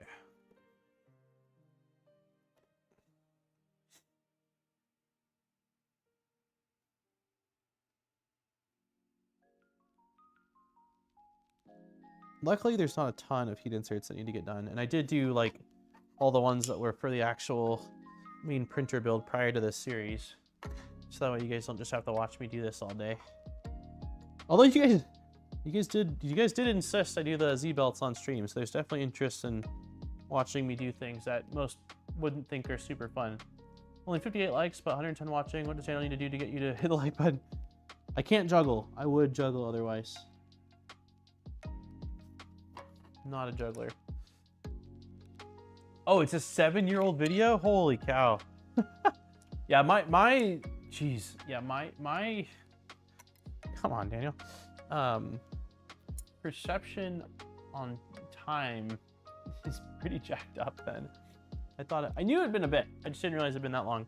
Also, this does have some like built-in supports. I had a difficult time. Nope, I didn't. Some of them I've had difficult times breaking off with my hand, so I've used like needle nose pliers or something like that to grip them, but that was, where's our sound effect? That was easy. That was easy. All right, so this one, there's a heat insert going in at the very top here. I'm gonna have to hold this one in my hand because there's no flat surface for me to put this on. I can't believe that was 7 years ago. That is crazy. Yeah, it's very much so not fresh in my mind. It's the opposite. It's stale in my mind. So I cannot remember. I don't think back then, honestly, 7 years ago, that would have been before all the Orca tests and stuff. I wasn't doing nearly as much testing. A lot of back then for me was like trial and error. Not that I'm recommending doing that, but that's very likely what I did. It was like, oh, it didn't work. Let's try a different value. That didn't work until I found something that worked. Okay, so we remove the support. Oh, it says there's 2 supports on here. There's one. I don't see. Oh, it's on this one. Okay, I think I already removed that one. Yeah, so I already removed one of them. Okay, so now we need the ECAS fitting. I am hoping I can just sort of press this up against this and have it pop into place. I've got some pretty good PTSD from, was it the box turtle, or was it a different build we did where it was just like torture? And I have a feeling we're probably pulling off. Usually I feel like we always pull off the little rubber grommet gasket thing that's on here. I enjoy seeing the mundane stuff as a newer entry to the 3D printing hobby. Helps fill in gaps in knowledge or techniques. That's fair. That's fair.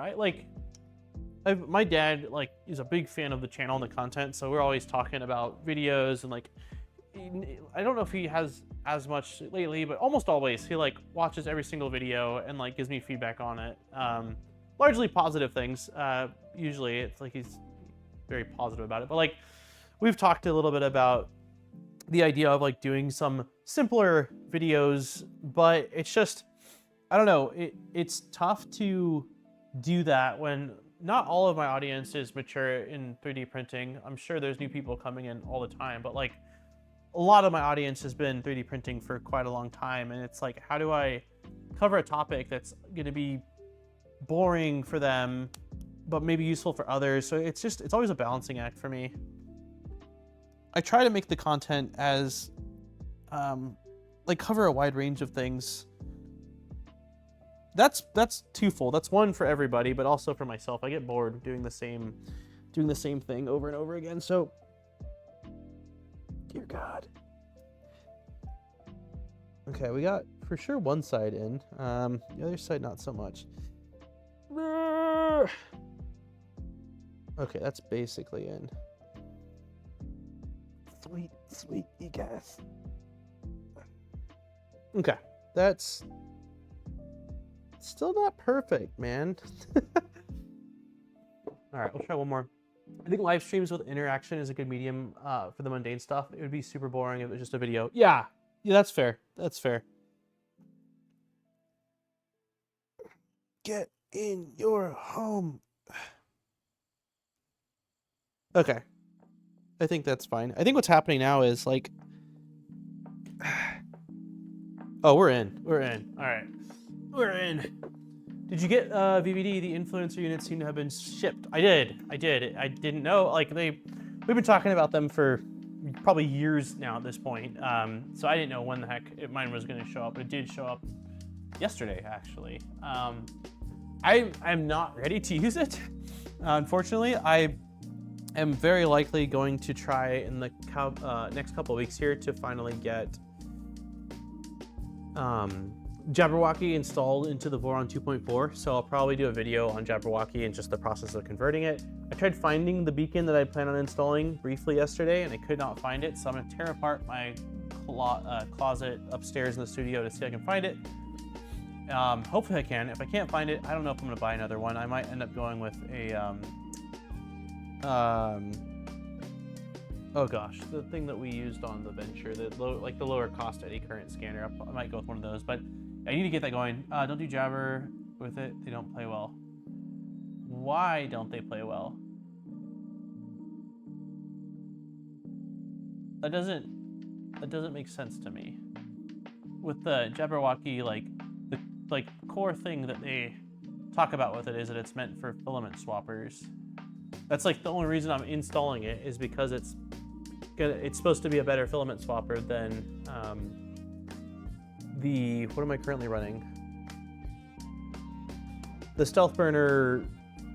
I can't think of what it's called, man. The stealth burner that's got the blade in it. I have never been super happy with it. VVD is not open source though, right? Like I mean, on a hardware front, it's not. It's compatible. It's like a Clipper device. Filamatrix, yeah. I haven't been real happy with Filamatrix. Like it's fine.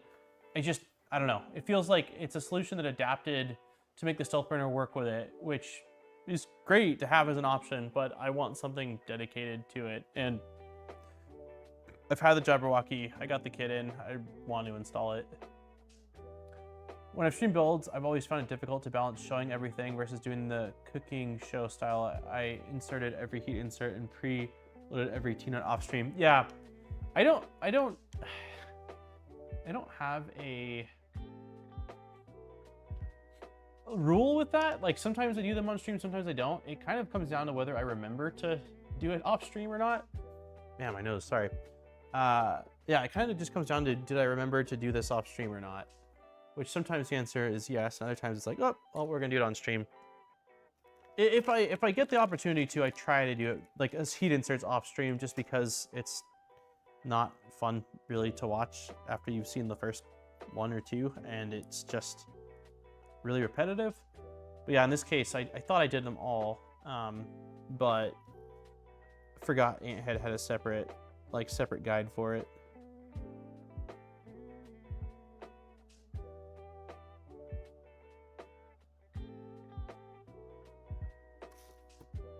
All right, that looks pretty good, I think. I think there's only one more for right now, since I forgot to print out a couple pieces.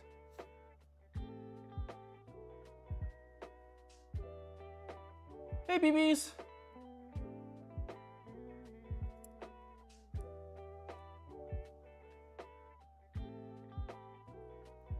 Well, someone mentioned like putting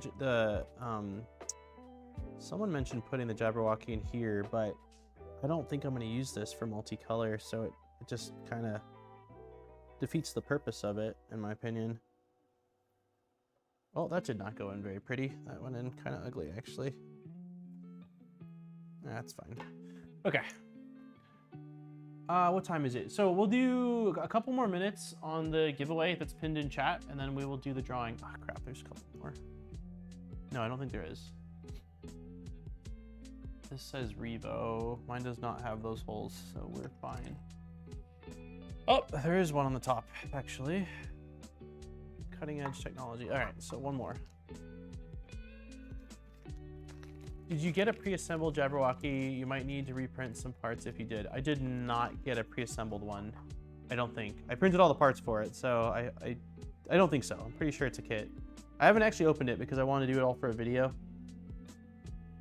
This feels... Is this right? That hole feels kind of small, which makes me wonder if that's intended to be for PTFE.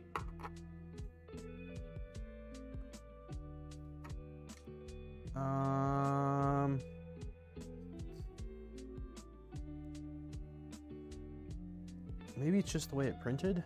So it printed like this. So maybe it's just a little bit of droop. It's just that hole feels a little small. I'm definitely gonna push some plastic trying to get this in. The walls also, this sliced funky. This sliced kind of weird. There's a little bit of like opening there, like breakout opening that's not supposed to be there. I don't think it matters really. It doesn't look great, but it's gonna be hidden, so. Are you using the leaf cutter? That's a great question. That's a great question. I think it needs that if you're using the cutting. Yeah, it's definitely for the cutting blade. I don't know. These are all great questions. Does this come with blades or not? Maybe it doesn't. Maybe this isn't intended to be used. There's a nozzle wiper. I don't know that I've seen blades, so maybe this is the point where I stop and think about what I'm doing. I don't know that this kit is a leaf cutter. I see bolts.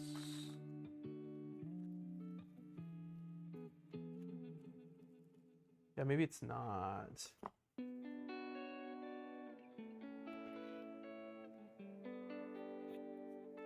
I'm curious to see if we look at like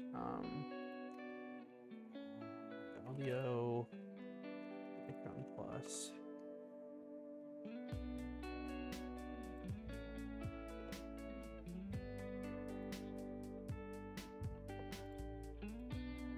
Assuming this is it, which it does look like it, I don't see a lever on the side of it.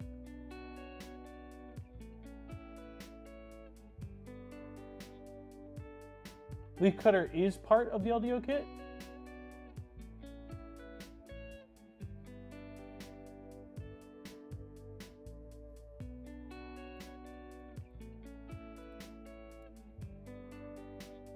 Yeah, I mean, this doesn't look like a leaf cutter. I know that Fabrico has like a custom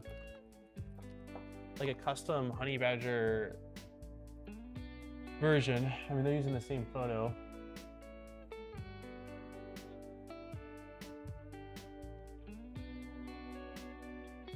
There's a bomb. I posted a bomb. All right, I remember a while ago. Okay, hold on. This will be the last thing we'll do before we do the giveaway. So I took pictures of the bomb when we started this build series. So it should say, yeah, here we go.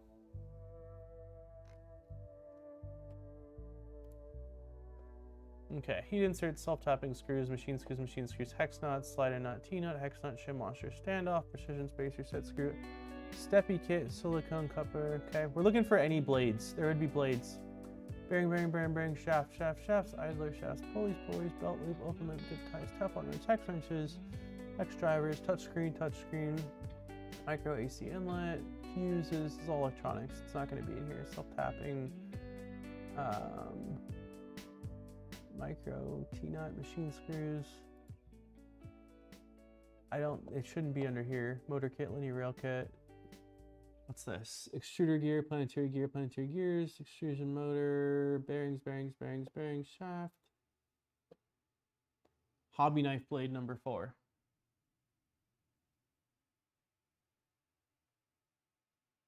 Yeah.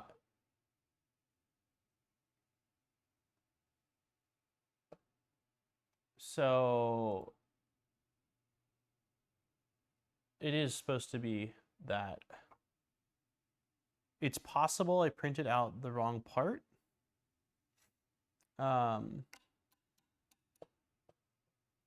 Actually, is it possible, or did I print all this based off what Hart K sent me?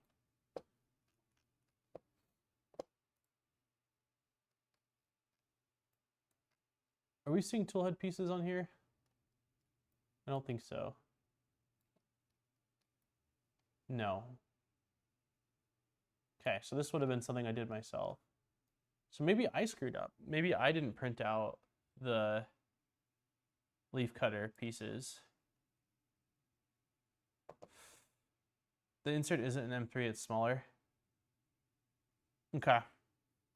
Is there a smaller insert in this kit then that I'm not seeing, or are we not having that piece? Music stopped as well. Let me...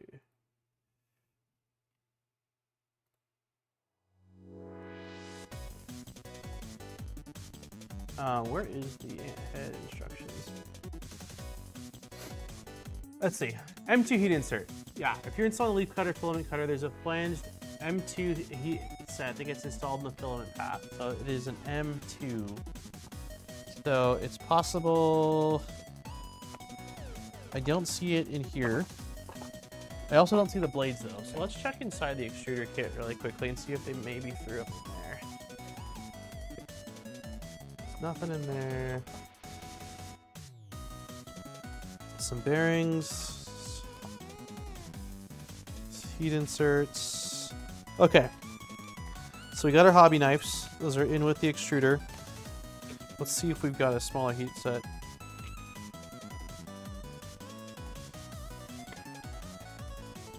Sure doesn't look like it. These are M3 heat inserts.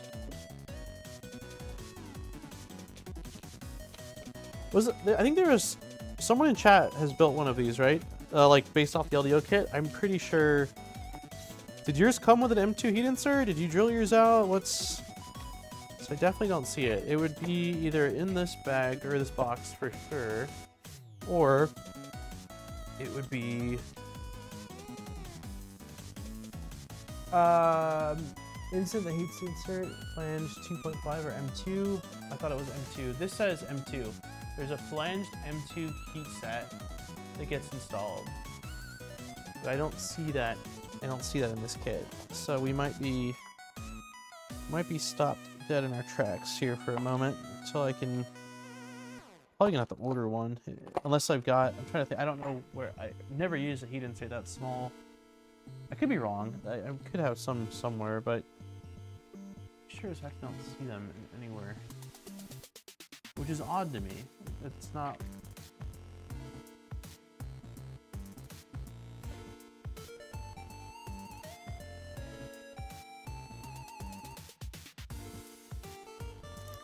Yeah, I don't think it's here.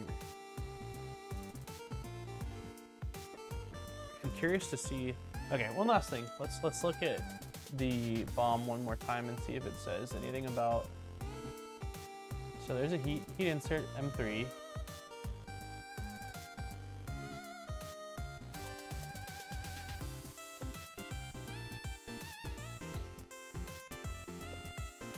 M3.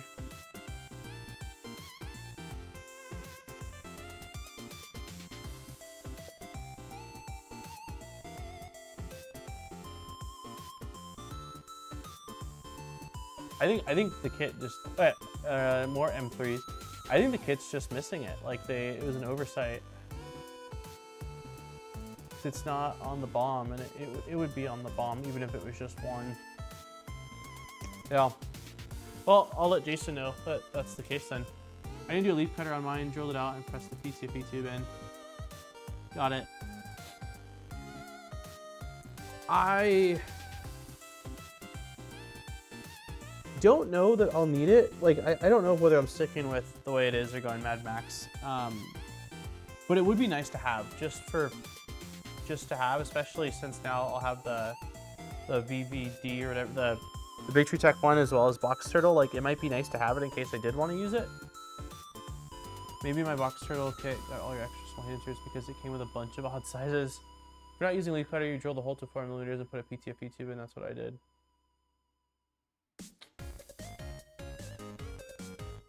Yeah, it feels like the kit is intended to use a leaf cutter, though.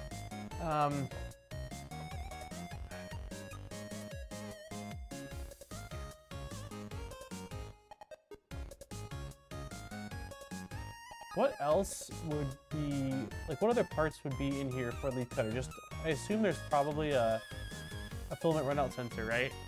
So let me skip to that section. Also, 60 seconds on the giveaway, and then I'm going to remove the link. So if you haven't filled it out, do so now. Okay, this is all that. Main assembly.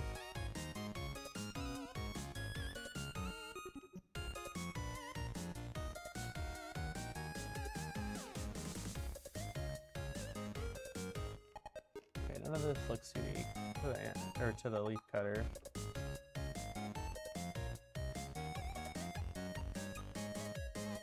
I know it said it was at the very end.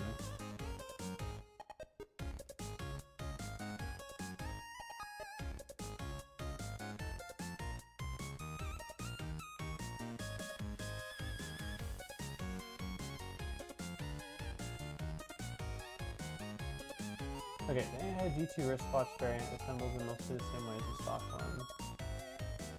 Is this one of the differences? Also, fan shroud has leaf cutter mounts.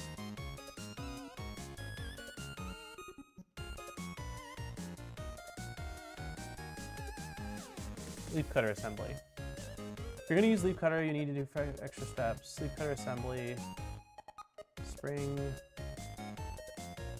cutting arm, blade install,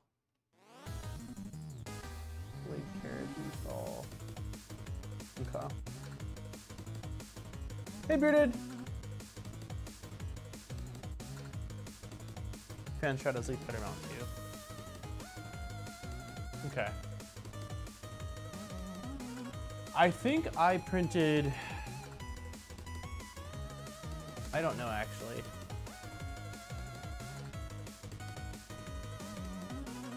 Can someone tell me, based off looking at this, whether this looks like this is the one that was... Like, did I print the one for leaf cutter or not? I only have one, regardless. I have to print another one, but...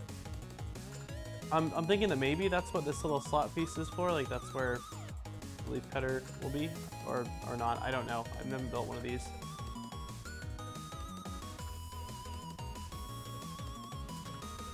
Okay, so this is... I did print the leaf cutter variant. I would like to do leaf cutter. I mean... Let's make sure that there's nothing else that is missing. Where's that bag? Yeah. So there's basically the blade. Oh, you can't see that. What am I doing? If you don't go with the leaf cutter, do you still use the filament runout sensors in the toolhead, or no? That's a leaf cutter specific thing. Yeah, there's blades, and then there's the spring. It looks like, or no, that's all that. There should be another spring.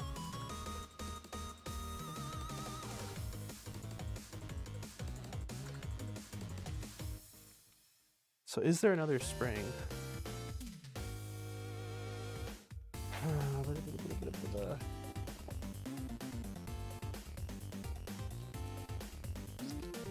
There's no other springs in here.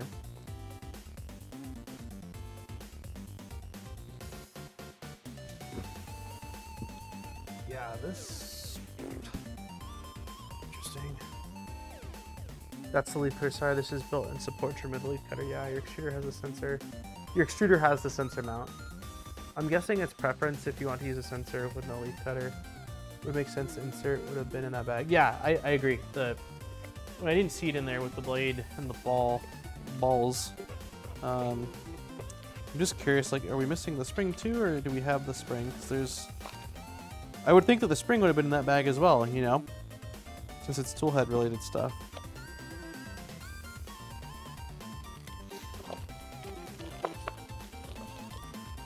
There's definitely no spring in there.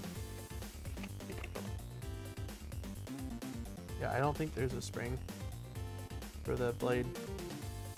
So maybe we'll just drill it out and I'll reprint. I have to print out the other fan shot as well.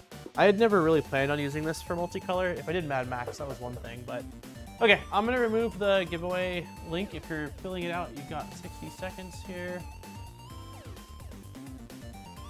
Yeah, I'll let Jason know that there's no spring and there's no M2 heat insert in the kit.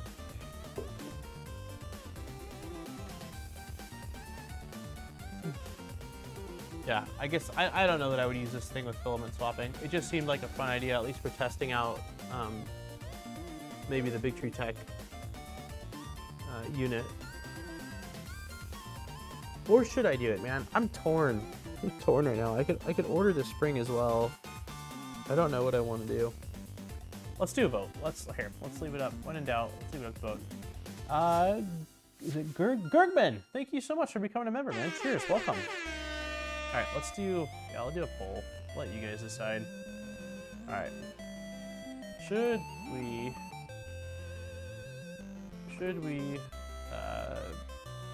build leaf cutter? Question mark.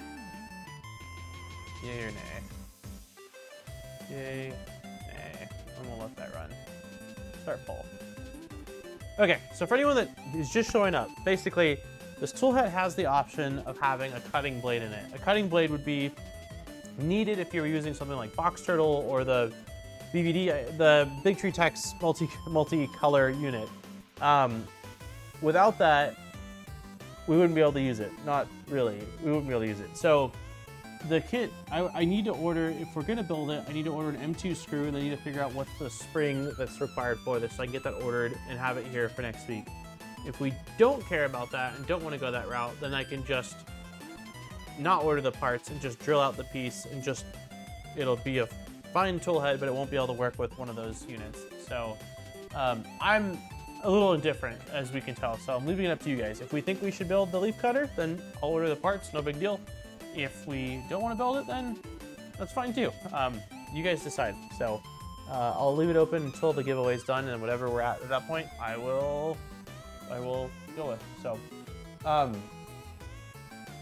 yeah, giveaway. Sorry, I'm a little derailed there. All right, 91 responses. Very nice.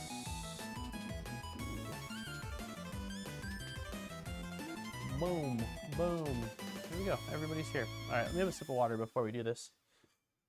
My vote is still Jabberwocky on the Micron and Mad Max, or Stealth Changer on the V2.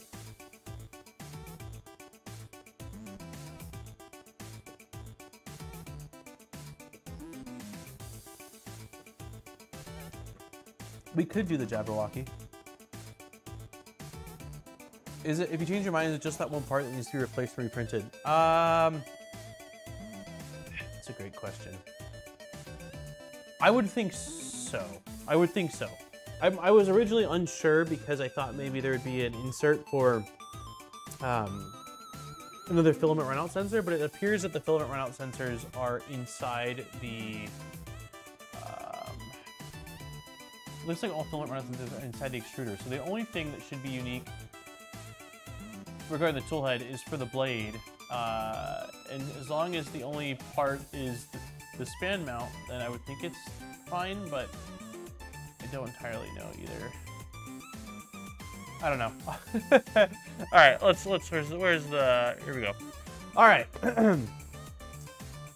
Welcome to 2026, everybody. Thank you all for being here for the first stream. We got the belts done. We got none of the toolhead done, but that's okay.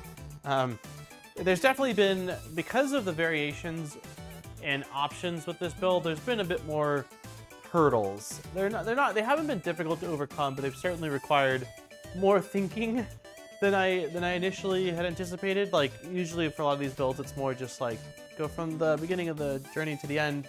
With, like, obviously there's still things you run into, but because of the different paths or sort of like side quests that you could potentially do, it's taken a bit longer. So yeah, I did want to get more progress on the Anthead, but at least now I know a bit about what needs to get done to make that happen next week. So alrighty, yeah, for anyone that hasn't been here for another one of our giveaways, Polymaker is our awesome not really stream sponsor, but they sponsor the giveaway for the stream, so I guess maybe they would be a stream sponsor.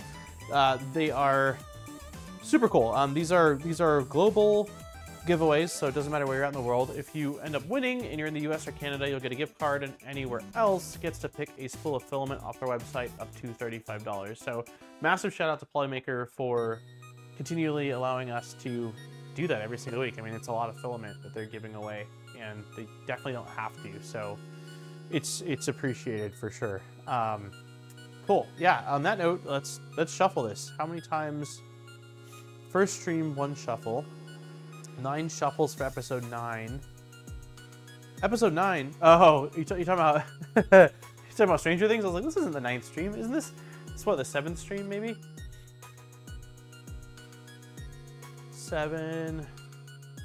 All right, we're gonna go with, I wish I had a coin to flip. We're gonna go with 9. We'll go with 9 today. Here we go. 1, 2, 3, 4, 5, 6, 7, 8, 9. All right, everybody. Good luck.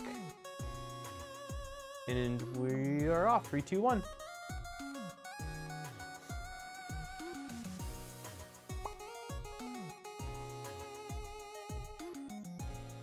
Troy, you are our winner. I don't know if you've won on the channel before. I feel like maybe you did, but if you did, it would have been like a long time ago, but you might not have. Either way, congratulations, Troy J. You are this week's winner, the first winner of 2026. Once again, thank you to Polymaker and everybody for entering in. We will do the same thing next week as we get the Anthead installed. And based off of a 76% of people saying yay, we will build the leaf cutter. So I will, between probably tonight, probably today, order an M2 heat insert. Hopefully there's not a lot of variations of those. And I will try to figure out what kind of spring it's required. I'm sure there's a BOM for Anthead since it's open source that I can just click on, and I will definitely pay extra just to try to find it domestically versus usually the links are like AliExpress. That'll just take too long. So we will do that. Is it on zoomed or not? It doesn't look zoomed. There we are, not zoomed.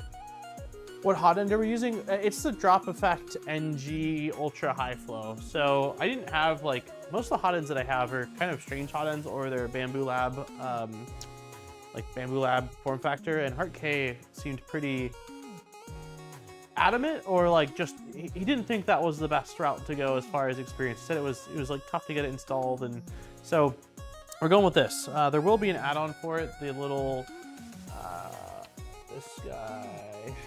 this guy will be on here too, so it'll be super duper long. But it's the same pattern as Dragon, so I just printed out a Dragon mount, and I believe I think I checked the CAD.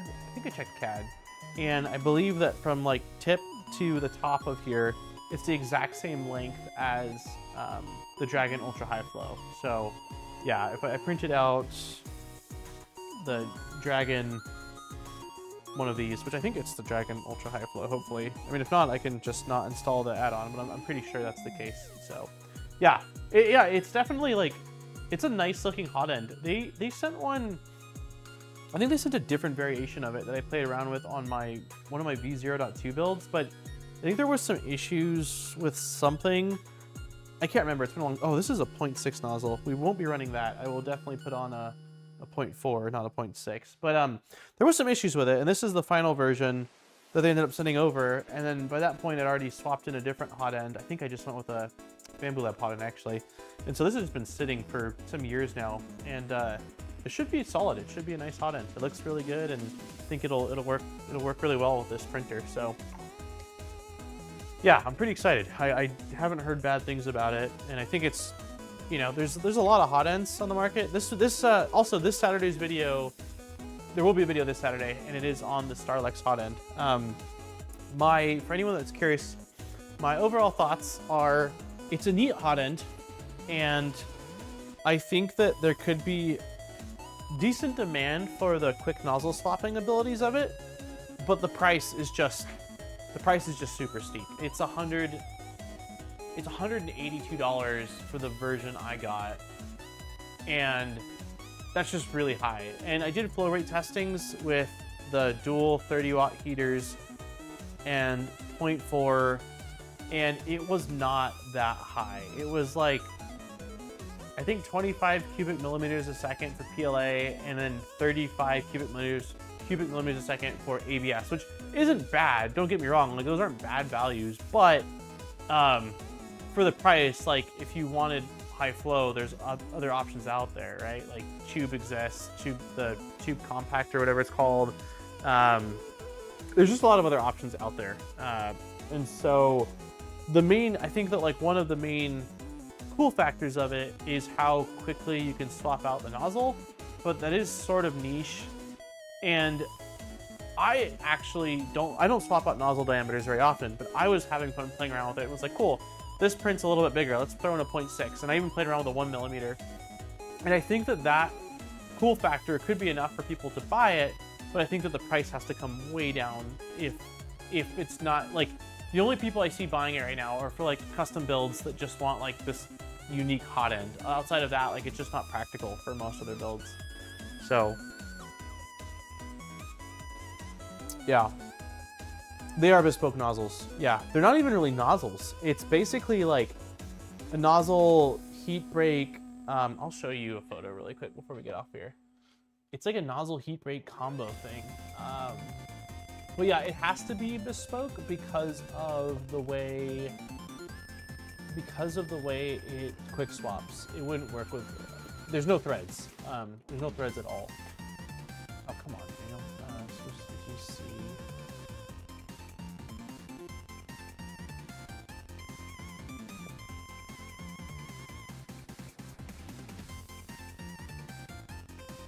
Yeah, this is what the nozzles look like.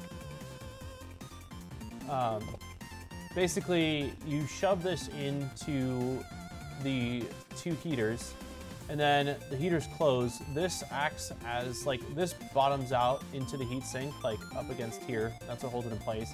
And then this gets on the outside of the clamp, so that way there's no play at all, and it transfers heat like that. But yeah, it's a single piece. Like if you look at the home page, it where's the good photo of it? Yeah, I can't make that bigger, but so yeah, it slides in, that clamps around it, and then inside the silicone sock is a metal clip that basically goes around the edges and holds it in place. I need a free Basel nozzle in my life. Basels are awesome. Will you ever get the tricorn hot in a tester video? I don't know. I don't know. Right now,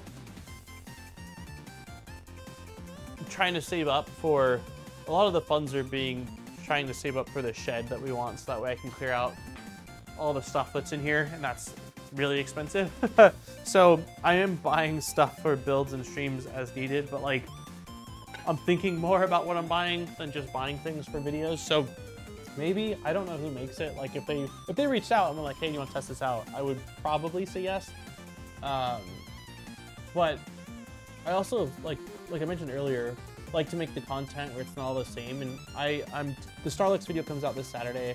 I'm doing a Micro Swiss install video for their Micro Swiss Flowtech for this Centauri Carbon, probably in 2 weeks. So that's already like 2 hot-end videos. So after that, I probably won't want to do another hot-end video for a couple of months just to space it out. Nice thing is ease of nozzle. Yeah, the nozzle setup's sweet. Like you'll never get leaking based off its design.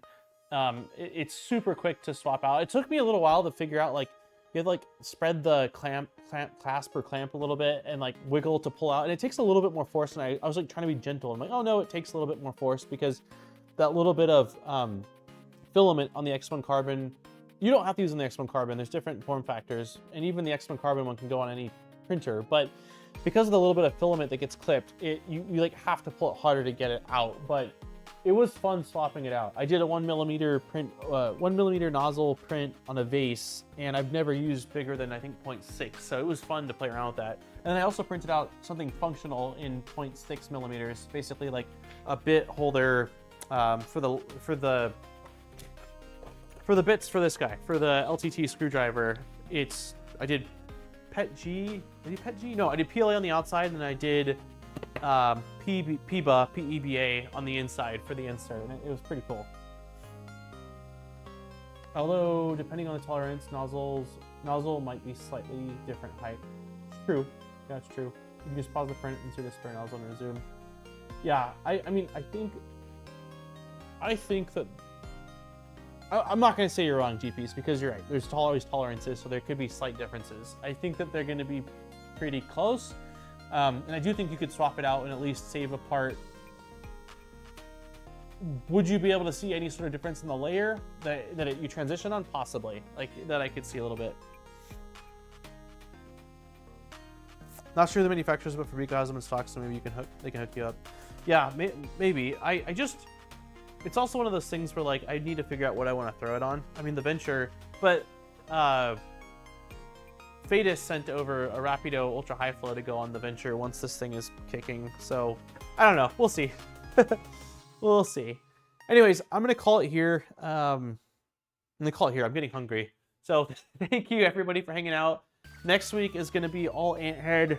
We'll definitely get the Anthead installed. We will go with Leaf Cutter. I will order the parts because the overwhelming majority of you, this is not a close call. It was almost 80% of you said yay. So we'll absolutely be building that. How many people voted?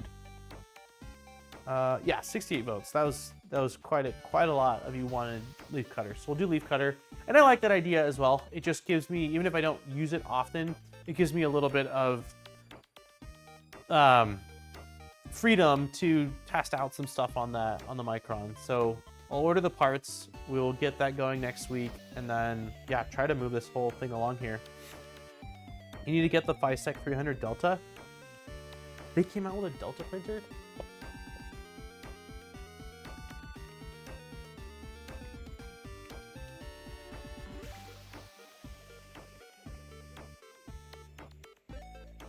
I don't see it. Oh my god. Wait. No, I don't see it.